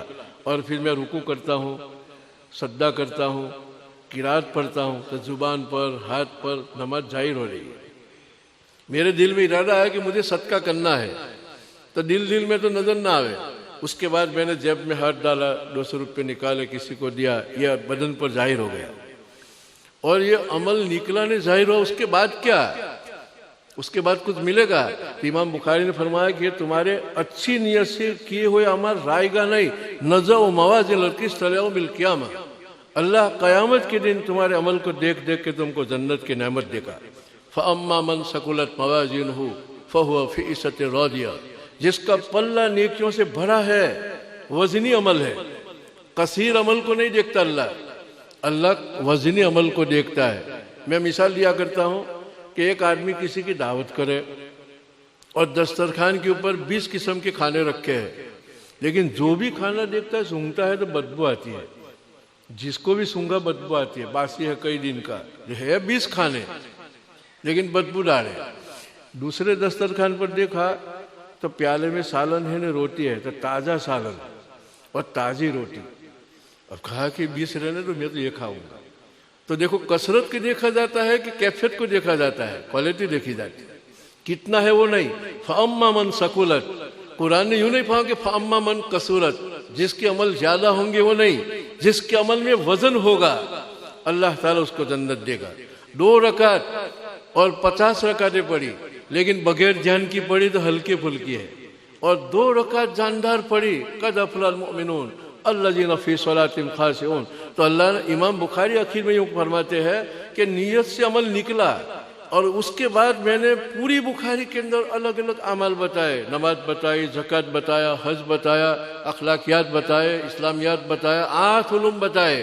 لیکن اگر اس کے اندر نیت میں جان نہیں تو قیامت کے دن تم کو اس کا بدلہ دینے کے لیے ناپا جائے گا تو پھر وہاں پھیل ہو جاؤ گے. اس لیے نیت کا دھیان آخر تک رکھنا، نیت چھوٹنے نہ پائے. شیخ سعدی نے فرمایا کہ گھر کو تہی پائے 24 مبند، در چشم طفلا نمائی بلند. شاعریوں فرماتے کہ اگر تو چھوٹے قد کا ہے اور لوگوں کو بتانا چاہتا ہے کہ میں تو 6 فٹ کا ہوں اور بناوٹی لکڑے کے پیر لایا باندھا اور پھر پاجامہ پہن کے نکلا کہ میں تو 6 فٹ کا ہوں، تو در چشم طفلا نمائی، چھوٹے بچے تو سمجھ جائیں گے کہ یہ اونچا آدمی ہے، لیکن سمجھدار یوں کہے گا ذرا پاجامہ اونچا لو، دھوکہ مت دو. تو اللہ میاں جانتا ہے ولو القا معاذر، ہم زبان سے چاہے کتنا ٹھوک اڑاوے لیکن اللہ تعالیٰ جانتا ہے کہ کون کتنا پانی میں ہے. تو عمل میں نیت سب سے بڑی. 6 نمبر میں نیت، تسیہ نیت، یعنی نیت نہ ہو تو عمل کی جان نہیں. ایک آدمی نماز پڑھتا ہے تو منہ کدھر کرتا ہے؟ قبلے کی طرف، لیکن منہ کے بجائے پشت قبلے کی طرف کر کیوں کہا ہے کہ اللہ اکبر تو نماز ہوگی؟ نہیں ہوگی. اسی طرح کوئی شیر بھی مارے لیکن نیت میں جان نہیں، نیت میں اخلاص نہیں ہے، کچھ بھی ملے گا نہیں. نیت بیج ہے، جیسا بیج وَلِكُلِّ امْرِئٍ مَّا نَوَىٰ اِنَّمَا الْأَعْمَالُ بِالنِّيَّاتِ وَلِكُلِّ امْرِئٍ مَّا نَوَىٰ. مدار نیت پر ہے اور جیسی نیت ایسا درخت. ایک آدمی اپنے کھیت کے اندر بادام بوتا ہے تو برسوں کے بعد بادام کی ریل پیل ہو جائے گی، لیکن ببول کے بیج بوئے تو کانٹے لگیں گے. تو ہم نے عمل کیا لیکن عمل کے اندر حسن نیت نہیں. مولانا یعقوب صاحب بھوپال علیہ رحمہ بہت بڑے بزرگ گزرے ہیں. علی میاں ندوی فرماتے کہ میں بھی ان کی صحبت پہ جایا کرتا تھا، میں بھی ان کی صحبت پہ جایا کرتا تھا۔ انہوں نے مثال دی ہے کہ 4 ویل جا رہی تھی بہت تیزی کے ساتھ، 80 کی رفتار سے 100 کی رفتار سے جنگل میں، اور ایک دم رک گئی۔ اب ڈرائیور بہت محنت کرتا ہے لیکن چل کے نہیں دیتی، نہ آگے جاوے نہ پیچھے جاوے، نہ پیچھے جاوے نہ آگے چلے۔ میکینیکل کو بلایا، اس نے بہت دیکھا کہ سیٹیں بھی برابر ہے، پہیے بھی برابر ہے، اسٹیئرنگ بھی برابر ہے۔ اس کے بعد دیکھا تو پیٹرول کی نلکی میں کچرا آ گیا تھا، تو پھونک ماری تو چلی۔ دیکھو اتنا سا کچرا آیا تو 30 لاکھ کی گاڑی چلتی نہیں۔ اگر ہمارے دل کی نیت میں جھڑا کھوٹ آ گئی تو جہاد کا عمل بھی پھیل جائے گا، پوری زندگی علموں میں لگائی وہ بھی پھیل جائے گی۔ سخاوت کے اندر پورا مال لٹا دیا، لیکن اس لیے لے رہا تھا کہ تاکہ لوگ سخی کہے، گیا پھیل گیا۔ فَأَمَّا مَنْ ثَقُلَتْ مَوَازِينُهُ فَهُوَ فِي عِيشَةٍ رَاضِيَةٍ وَأَمَّا مَنْ خَفَّتْ مَوَازِينُهُ فَأُمُّهُ هَاوِيَةٌ تبارك الذي بيده الملك الذي خلق الموت والحياة ليبلوكم أيكم أحسن عملا۔ اللہ یوں فرماتا ہے کہ میں برکت والا ہوں، میں تھوڑے میرے ساتھ تعلق کرو گے تو میری اتنی برکت کہ جنت مل جائے گی، دنیا میں چین سکون مل جائے گا، اور میں نے موت بھی پیدا کی اور زندگی بھی پیدا کی، لیکن میرا مقصد کیا ہے؟ ایکم احسن عملا معلوم کرنا کہ تم میں کون حسین عمل لے کر آتا ہے۔ اذ جاء ربہ بقلب سلیم، حضرت ابراہیم کے بابت اللہ نے فرمایا کہ وہ سلیم دل لے کر آئے، یعنی اخلاص والا عمل لے کر آئے جس میں کوئی کھوٹ نہیں تھی۔ یہ باندھ لو کہ کچھ بھی کرو، لیکن اگر نیت میں خطرہ ہے تو یہ نعمت کے بجائے زحمت بنے گا۔ دیکھو وہ مجاہد جہنم میں گیا، وہ عالم جہنم میں گیا، وہ سخی جہنم میں گیا۔ ابو ہریرہ روایت بیان کرتے کرتے بے ہوش ہو جاتے ہیں۔ کتنے بڑے عمل! تو امام بخاری شروع میں لائے کہ انما الاعمال بالنیات، کہ مدار نیت سے ہے، اس کے بعد بہت سارے عمل بتائے، لاکھوں عمل بتائے، پھر لاسٹ میں یہ فرمایا کہ اگر یہ نیت رستے میں چھوٹ گئی تو تمہارا عمل ہلکا رہے گا۔ اس لیے نضع موازین القسط یوم القیامہ، ہم قیامت کے دن انصاف کا پلہ رکھیں گے اور اس وقت عمل کو تولا جائے گا۔ اللہ میاں بغیر تولے بھی جانتا ہے کہ کون کتنے پانی میں ہے، لیکن یہ الہی نظام ہوگا، اللہ کا نظام ہوگا، واللہ حق سبحانہ تعالیٰ کو معلوم ہے کہ کس طرح سے تولا جائے گا۔ قرآن میں ہے کہ وَمَا كُنْتُمْ تَسْتَطِيعُونَ أَن يَشْهَدَ عَلَيْكُمْ سَمْعُكُمْ وَلَا أَبْصَارُكُمْ وَلَا جُلُودُكُمْ وَلَكِنْ ظَنَنْتُمْ أَنَّ اللَّهَ لَا يَعْلَمُ عَلَى كَثِيرٍ مِّمَّا تَعْمَلُونَ ذَلِكَ ظَنُّكُمُ الَّذِي ظَنَنْتُمْ بِاللَّهِ أَرْدَاكُمْ فَأَصْبَحْتُمْ مِنَ الْخَاسِرِينَ۔ اللہ یوں فرماتا ہے کہ ہم نے تمہارے سامنے CC کیمرہ رکھا ہے، صاف لفظوں میں فرمایا، ہم نے تمہارے سامنے CC کیمرہ رکھا ہے، لیکن تم یوں سمجھتے ہو کہ مجھے کچھ پتہ ہی نہیں۔ وَمَا كُنْتُمْ أَن يَشْهَدَ عَلَيْكُمْ سَمْعُكُمْ وَلَا أَبْصَارُكُمْ وَلَا جُلُودُكُمْ۔ اللہ یوں فرمایا کہ تمہارا بدن پورا ریکارڈ کر رہا ہے تمہارے عمل کو۔ میں کیا بولتا ہوں زبان میں ریکارڈ ہو رہا ہے، میں ہاتھ سے کیا کرتا ہوں ہاتھ میں ریکارڈ ہو رہا ہے، میں دماغ میں کیا سوچتا ہوں دماغ میں ریکارڈ ہو رہا ہے۔ کل قیامت کے دن اللہ تعالیٰ اپنے سامنے اپنے خود پیش کر دیں گے کہ لیک تیرا بدن ہی بولتا ہے تو نے کیا کیا۔ اليوم نختم علی افواہہم وتکلمنا ایدیہم وتشہد ارجلہم بما کانوا یکسبون۔ تمہارے ہاتھ پیر پر زبان پر مہر لگا دیں گے، تمہارا ہاتھ بولے گا کہ یتیم کے سر پر پھرتا تھا کہ ظلم میں چلتا تھا، تمہارا آنکھ بولے گی کہ اس میں امانت تھی کہ اللہ کی محبت تھی کہ خیانت تھی، آنکھ بول لے گی۔ تمہارا بدن کا ایک ایک رونگ تھا، جیسے آج کے زمانے میں کتنا آسان ہے سمجھنا، آج کے ٹیکنالوجی کے زمانے میں کتنا آسان ہے سمجھنا۔ اللہ تعالیٰ نے کلام پاک کے اندر صراحت کے ساتھ کہا کہ ہم نے تمہارے ساتھ CC کیمرے رکھے ہیں، ساودھان، کوئی کھینچتان کے سامانا بھی نہیں، صاف۔ اليوم نختم علی افواہہم، تمہارا ہاتھ کیمرہ ہے، تمہارا پیر کیمرہ ہے، تمہارے کان کیمرہ ہے، تمہاری آنکھ کیمرہ ہے۔ یعنی گویا کہ اللہ پاک نے جو رکھ دیا ہے وہ خود انسان سمجھ دیتا ہے کہ اللہ نے کیا رکھا ہے۔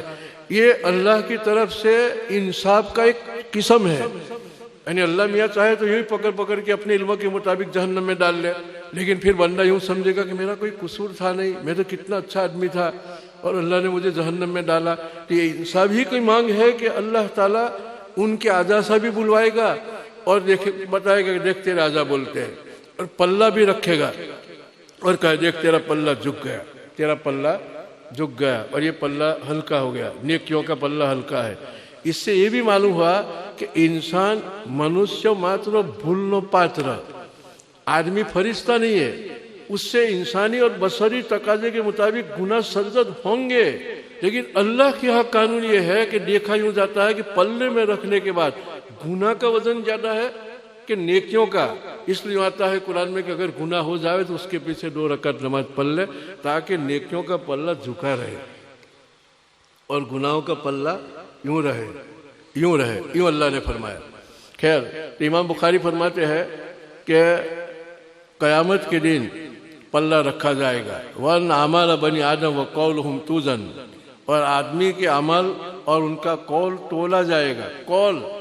قول مانے زبان، آدمی اپنی زبان سے جو بولتا ہے اور یوں معمولی سمجھتا ہے، لیکن 80% اس کی بربادی زبان کے اقوال سے ہوگی۔ پلے کے اندر سب سے خطرناک کوئی گناہ ہوگا تو ان کی بولی ہوئی زبان۔ یا ایھا الذین آمنوا اتقوا اللہ قولوا قولا سدیدا، اللہ نے فرمایا کہ اے ایمان والو، اگر تقوی متقی بننا ہے اس پر کنٹرول کرو، زبان کے اوپر کنٹرول کرو۔ حضرت نبی پاک علیہ السلام کی موجودگی میں عائشہ صدیقہ رضی اللہ تعالیٰ عنہ تشریف فرما تھی، صفیہ رضی اللہ تعالیٰ عنہ تشریف لائی، اور وہ جب جانے لگی تو عائشہ رضی اللہ تعالیٰ نے پیچھے سے اللہ کے رسول کو اشارہ کر کے کہا انہیں ٹھنگنی سی ہے، یوں اشارہ خالی کیا، یعنی اتنی غیبت خالی ہوئی زبان سے۔ صفیہ ٹھنگنی سی تھی۔ اللہ کے رسول نے فرمایا کہ عائشہ سنبھل کے بول، تیری بولی میٹھے پانی کے سمندر میں ڈال دے تو کڑوا ہو جائے۔ تو نے اتنا سنگین گناہ کیا کہ اگر میٹھے پانی کے سمندر میں ڈال جائے تو کیا ہو جائے؟ کڑوا ہو جائے۔ یہ تو ایک حدیث ہے، امام بخاری نے فرمایا قولہم یوزن، آدمی کی بولی بھی تولی جائے گی۔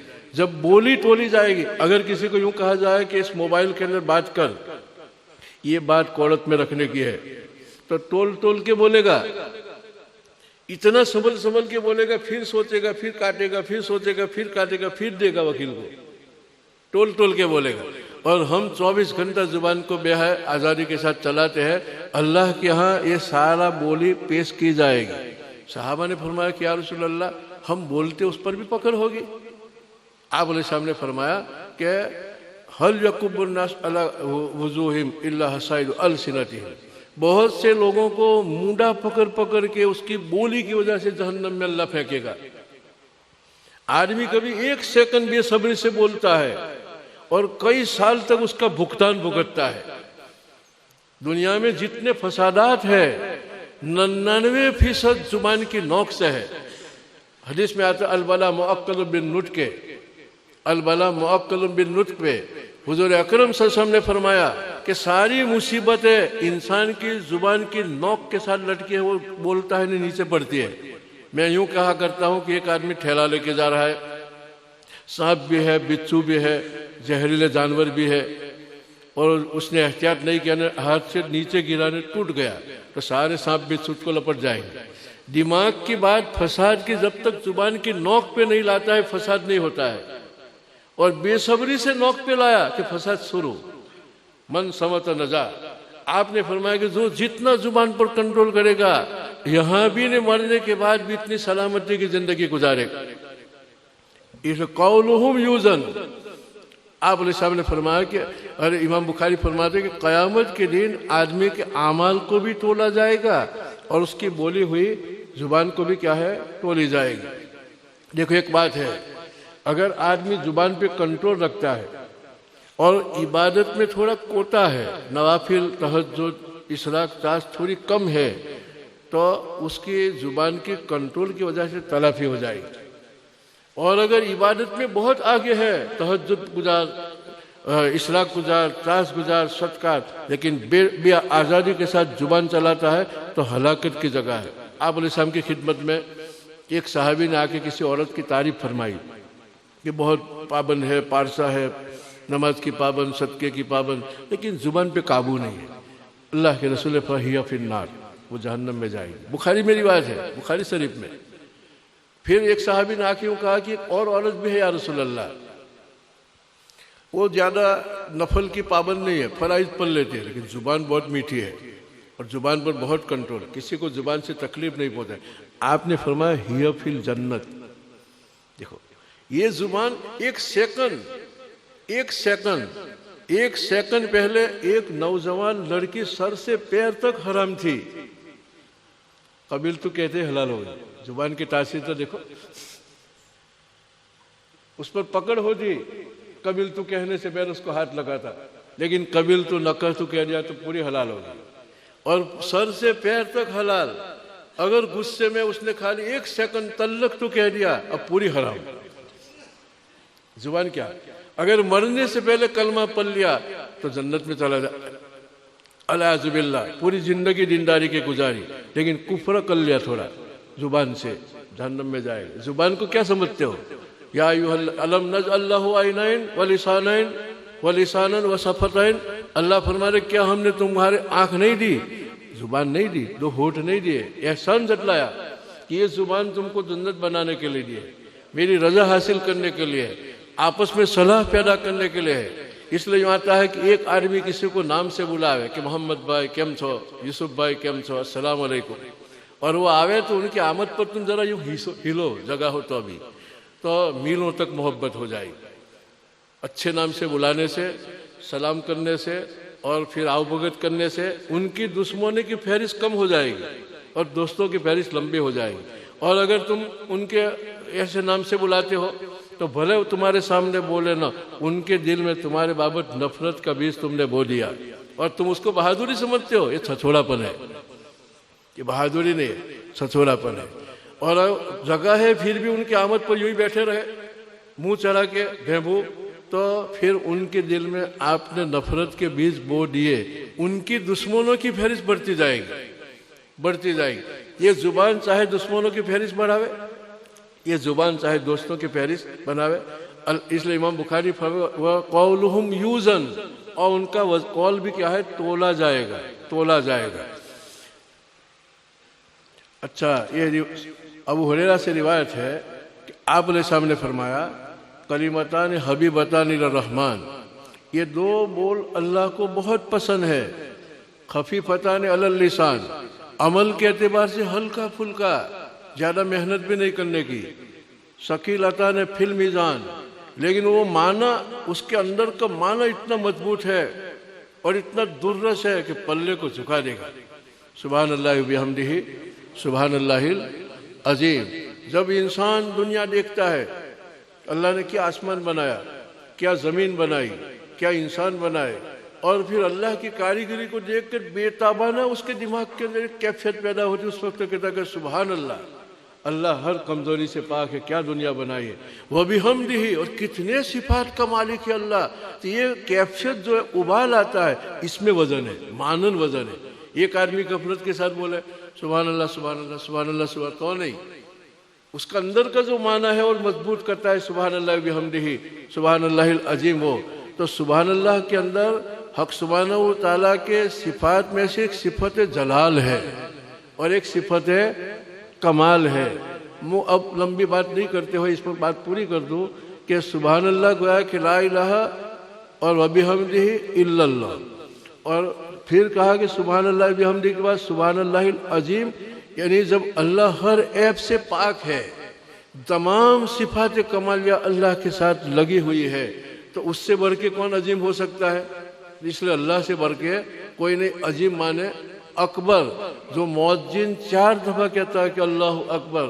حضرت مولانا یوسف علیہ رحمہ فرمایا کرتے تھے کہ اللہ کی بڑائی کو اس طرح سے سمجھو کہ دنیا جتنی ہے پوری کی پوری دنیا اللہ کی بڑائی کے سامنے اتنی حیثیت بھی نہیں رکھتے جتنی چونٹی کا ایک پیر.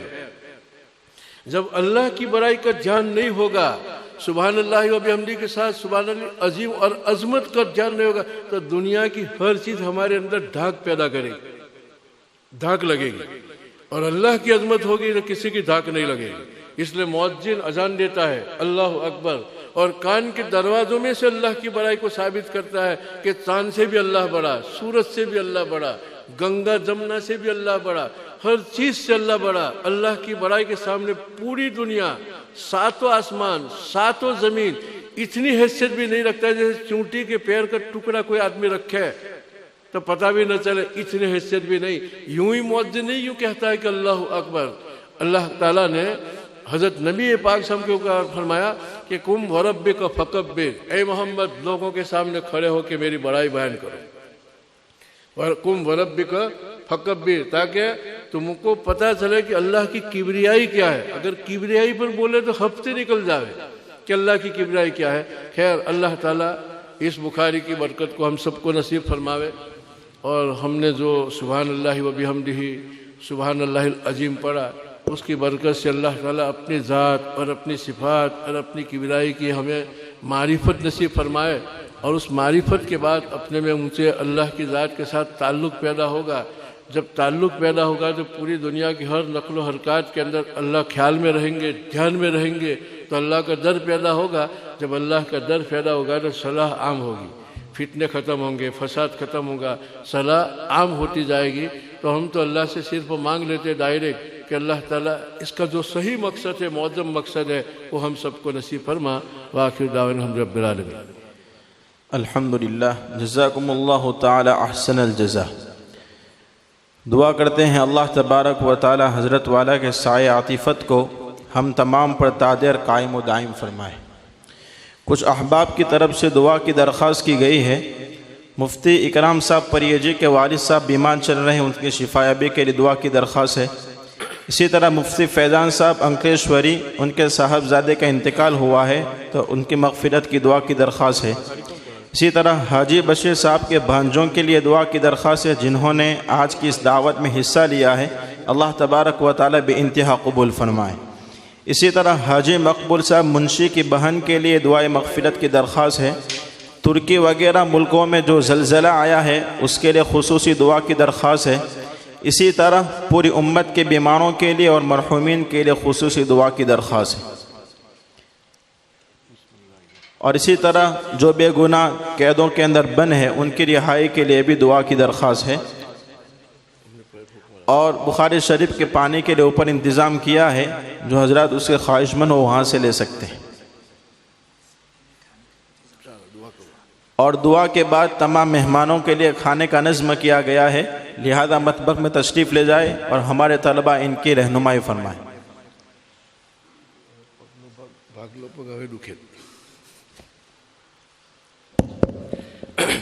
سبحانك اللهم وبحمدك وتبارك اسمك وتعالى جدك ولا إله غيرك، لا إله إلا الله وحده لا شريك له، وحده لا شريك له، وحده لا شريك له، له الملك وله الحمد وهو حي لا يموت، يحيي ويميت بيده الخير وهو على كل شيء قدير۔ الله لا إله إلا هو الحي القيوم لا تأخذه سنة ولا نوم، له ما في السماوات وما في الأرض، له ما في السماوات وما في الأرض، له ما في السماوات والأرض۔ اللهم أنت الله لا إله إلا أنت الأحد الصمد الذي لم يلد ولم يولد ولم يكن له كفوا أحد۔ اللهم صل على محمد وعلى آل محمد كما صليت على إبراهيم وعلى آل إبراهيم إنك حميد مجيد۔ اللهم صل على محمد النبي الأمي وعلى آله وأصحابه وسلم تسليما۔ اللهم صل وسلم دائما أبدا على حبيبك خير الخلق كله وعلى آله وأصحابه وسلم تسليما۔ اللهم باعد بيننا وبين خطايانا كما باعدت بين المشرق والمغرب۔ اللهم نقنا من الخطايا كما ينقى الثوب الأبيض من الدنس۔ اللهم اغسل خطايانا بالماء والثلج والبرد۔ اللهم مغفرتك أوسع عندي من ذنوبي ورحمتك أرجى عندي من عملي۔ ربنا لا تزغ قلوبنا بعد إذ هديتنا وهب لنا من لدنك رحمة إنك أنت الوهاب۔ ربنا ظلمنا أنفسنا وإن لم تغفر لنا وترحمنا لنكونن من الخاسرين اللهم اغفر لنا ذنوبنا وإسرافنا في أمرنا وثبت أقدامنا وانصرنا على القوم الكافرين يا حي يا قيوم برحمتك نستغيث يا حي يا قيوم برحمتك نستغيث أصلح لنا شأننا كلها ولا تكلنا إلى أنفسنا طرفة عين يا حي يا قيوم برحمتك نستغيث أصلح لنا شأننا كلها ولا تكلنا إلى أنفسنا طرفة عين اللهم أصلح لنا ديننا التي هي عصمة أمرنا وأصلح لنا دنيانا التي فيها معاشنا وأصلح لنا آخرتنا التي فيها معادنا اللهم اجعل الحياة لي زيادة في كل خير واجعل الموت لي راحة من كل شر اللهم بارك لنا في أبصارنا وأسمارنا ومتنا بقوتنا ما أحييتنا اللهم لا تجعل الدنيا أكبر همنا ولا مبلغ علمنا ولا تسلط علينا من لا يرحمنا اللهم ولا تسلط علينا من لا يرحمنا اللهم ولا تسلط علينا من لا يرحمنا اللهم إن قلوبنا ونواسينا وجوارحنا اللهم إن قلوبنا ونواسينا وموارحنا لم تملكنا منها شيئا فإذا فعلت بنا ذلك فكنت أنت ولينا في الدنيا والآخرة واهدنا سواء السبيل واهدنا سواء السبيل واهدنا سواء السبيل لا إله إلا الله الحليم الكريم سبحان الله رب العرش العظيم والحمد لله رب العالمين نسألك موجبات رحمتك وعزائم مغفرتك والغنيمة من كل بر والسلامة من كل إثم والسلامة من كل إثم لا تدع لنا ذنبا إلا غفرته ولا هما إلا فرجته ولا كربا إلا نفسته ولا ضرا إلا كشفته ولا حاجة هي لك رضا إلا قضيتها يا أرحم الراحمين اللهم ارحمنا بترك المعاصي أبدا ما أبقيتنا اللهم ارحمنا بترك المعاصي أبدا ما أبقيتنا وارحمنا أن نتكلف ما لا يعنينا وارزقنا حسن النظر فيما يرضيك عنا يا ربنا لا تزغ قلوبنا بعد إذ هديتنا وهب لنا من لدنك رحمة إنك أنت الوهاب یا ارحم الراحمین ہم گنہگار ہیں اے اللہ ہم گناہوں میں نفس اور شیطان کے فندوں میں پھنسے ہوئے ہیں اے اللہ گناہوں کے سمندر میں گوٹا زن ہے اے کرپاک پروردگار اے بھرپور خزانے کے مالک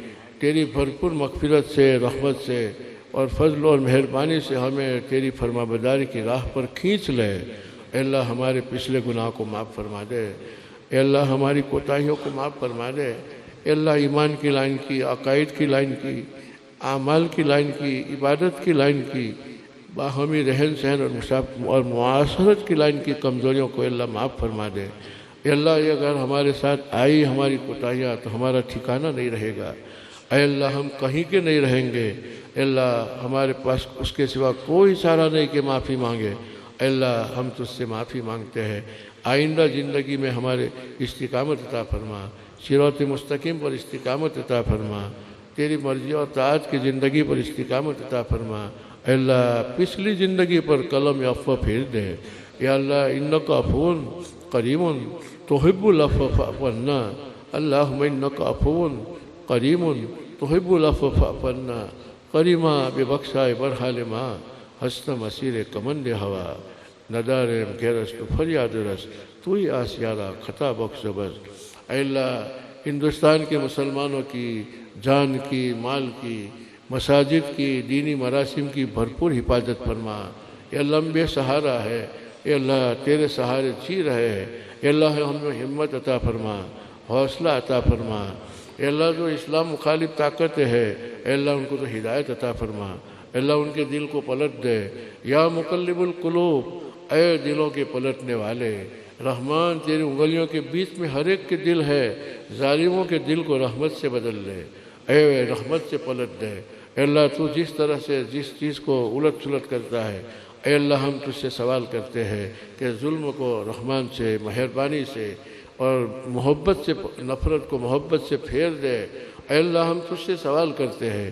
ہمارے پاس اس کے سوا کوئی ہتھیار نہیں کہ ہم تجھ سے سوال کر لیں۔ اے اللہ مسلمانوں کی حفاظت فرما، ان کی عورتوں کی حفاظت فرما، بچوں کی حفاظت فرما۔ اے اللہ امت کے نسل کی حفاظت فرما۔ اے اللہ قرآن کریم کے ساتھ اور تیرے حبیب حضرت محمد صلی اللہ علیہ وسلم کی روشن تعلیمات کے ساتھ عشق کے درجے میں تعلق عطا فرما کر ہم میں سدھارا پیدا فرما دے، ہمت پیدا فرما دے، بلند حوصلگی پیدا فرما دے۔ اے اللہ مایوسی کو نچوڑ کے نکال دے۔ اے اللہ ہمارے دل دماغ مایوس ہو چکے ہیں، اس مایوسی کو نکال دے، کم ہمتی کو نکال دے۔ اے اللہ حسن اخلاق سے مزین فرما، پیغمبرانہ اخلاق کی ہم تجھ سے بھیک مانگتے ہیں۔ اے اللہ ہماری بد اخلاقی کی وجہ سے اسلام جو بدنام ہو رہا ہے، اس جرم کو معاف فرما اور ہمیں اونچے اخلاق کی قدر نصیب فرما دے۔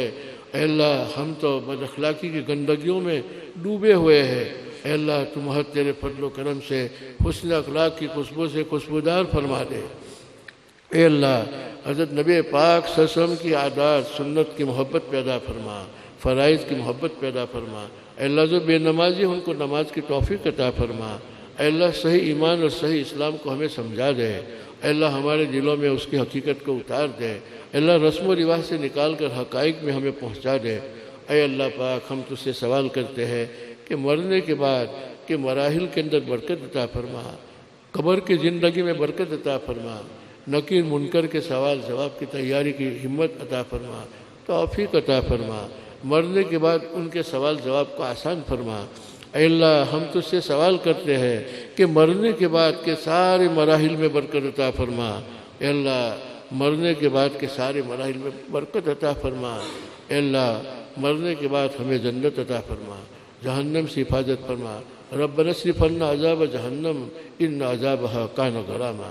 اے اللہ اس مدرسے کو قبول فرما لے، یہاں پڑھنے والے بچوں کو قبول فرما لے، جن بچوں نے سند فراغت حاصل فرمائی ان سے دین کا کام لے لے۔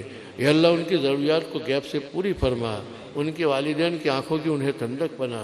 اے اللہ جن اساتذہ نے ان کے پیچھے محنت کی ہے ان کی محنت کو قبول فرما اور تیری شائن احسان تیری رضا سے ان کو نواز دے۔ اے اللہ اس مدرسے کو ہر طرح سے قبول فرما، ان کی ضروریات کو پوری فرما۔ اے اللہ نیتوں میں اخلاص پیدا فرما اور بدنیتی سے ہماری پوری حفاظت فرما، حاسدوں کی حسد سے، دشمنوں کی دشمنوں سے اے اللہ ہماری اطاعت فرما دے۔ اے اللہ اس کو ہم تیری ضمانت میں رکھتے ہیں، اے اللہ ہماری تیری ضمانت میں رکھی ہوئی بات کو منظور فرما لے۔ اے اللہ اس مدرسے کو ہم تیری ضمانت میں رکھتے ہیں، تیری حفاظت میں رکھتے ہیں۔ اے اللہ ہم یہ کہہ کے تجھے صبر کر رہے ہیں، اے اللہ ہماری اس بات کو قبول فرما لے۔ اے اللہ پاک جو بیمار ہیں ان کو شفا عطا فرما، یہاں جو مقروض ہیں ان کے قرضوں کو ادا فرما۔ اے اللہ تیرے حبیب حضرت محمد صلی اللہ علیہ وسلم کی ارشادات کی برکت سے اے اللہ جو یہاں جو تیری رضا کی ہے مانگ رہے ان مانگوں کو قبول فرما۔ اے اللہ بیمار ہے تو ان کی تندرستی عطا فرما، مقروض ہے تو ان کے قرضوں کو ادا فرما، خاندان میں اور گھریلو الجھنوں میں ہے تو ان کو سکون کی زندگی عطا فرما، بے اولاد ہے تو ان کی اولاد نصیب فرما، اولاد ہے تو فرما بردار بنا۔ اے اللہ تیرے حبیب حضرت محمد صلی اللہ علیہ وسلم کے طفیل تصدق میں ہم سوال کرتے ہیں کہ تیرے یہاں جو معظم مقاصد ہے زندگی کے سکون کے تیری رضا کے اے اللہ ہم کو نصیب فرما دے اور ہماری دعا کو محمد صلی اللہ علیہ وسلم کے طفیل میں قبول فرما دے۔ ربنا تقبل منا انک انت السمیع العلیم وتب علینا انک انت التواب الرحیم۔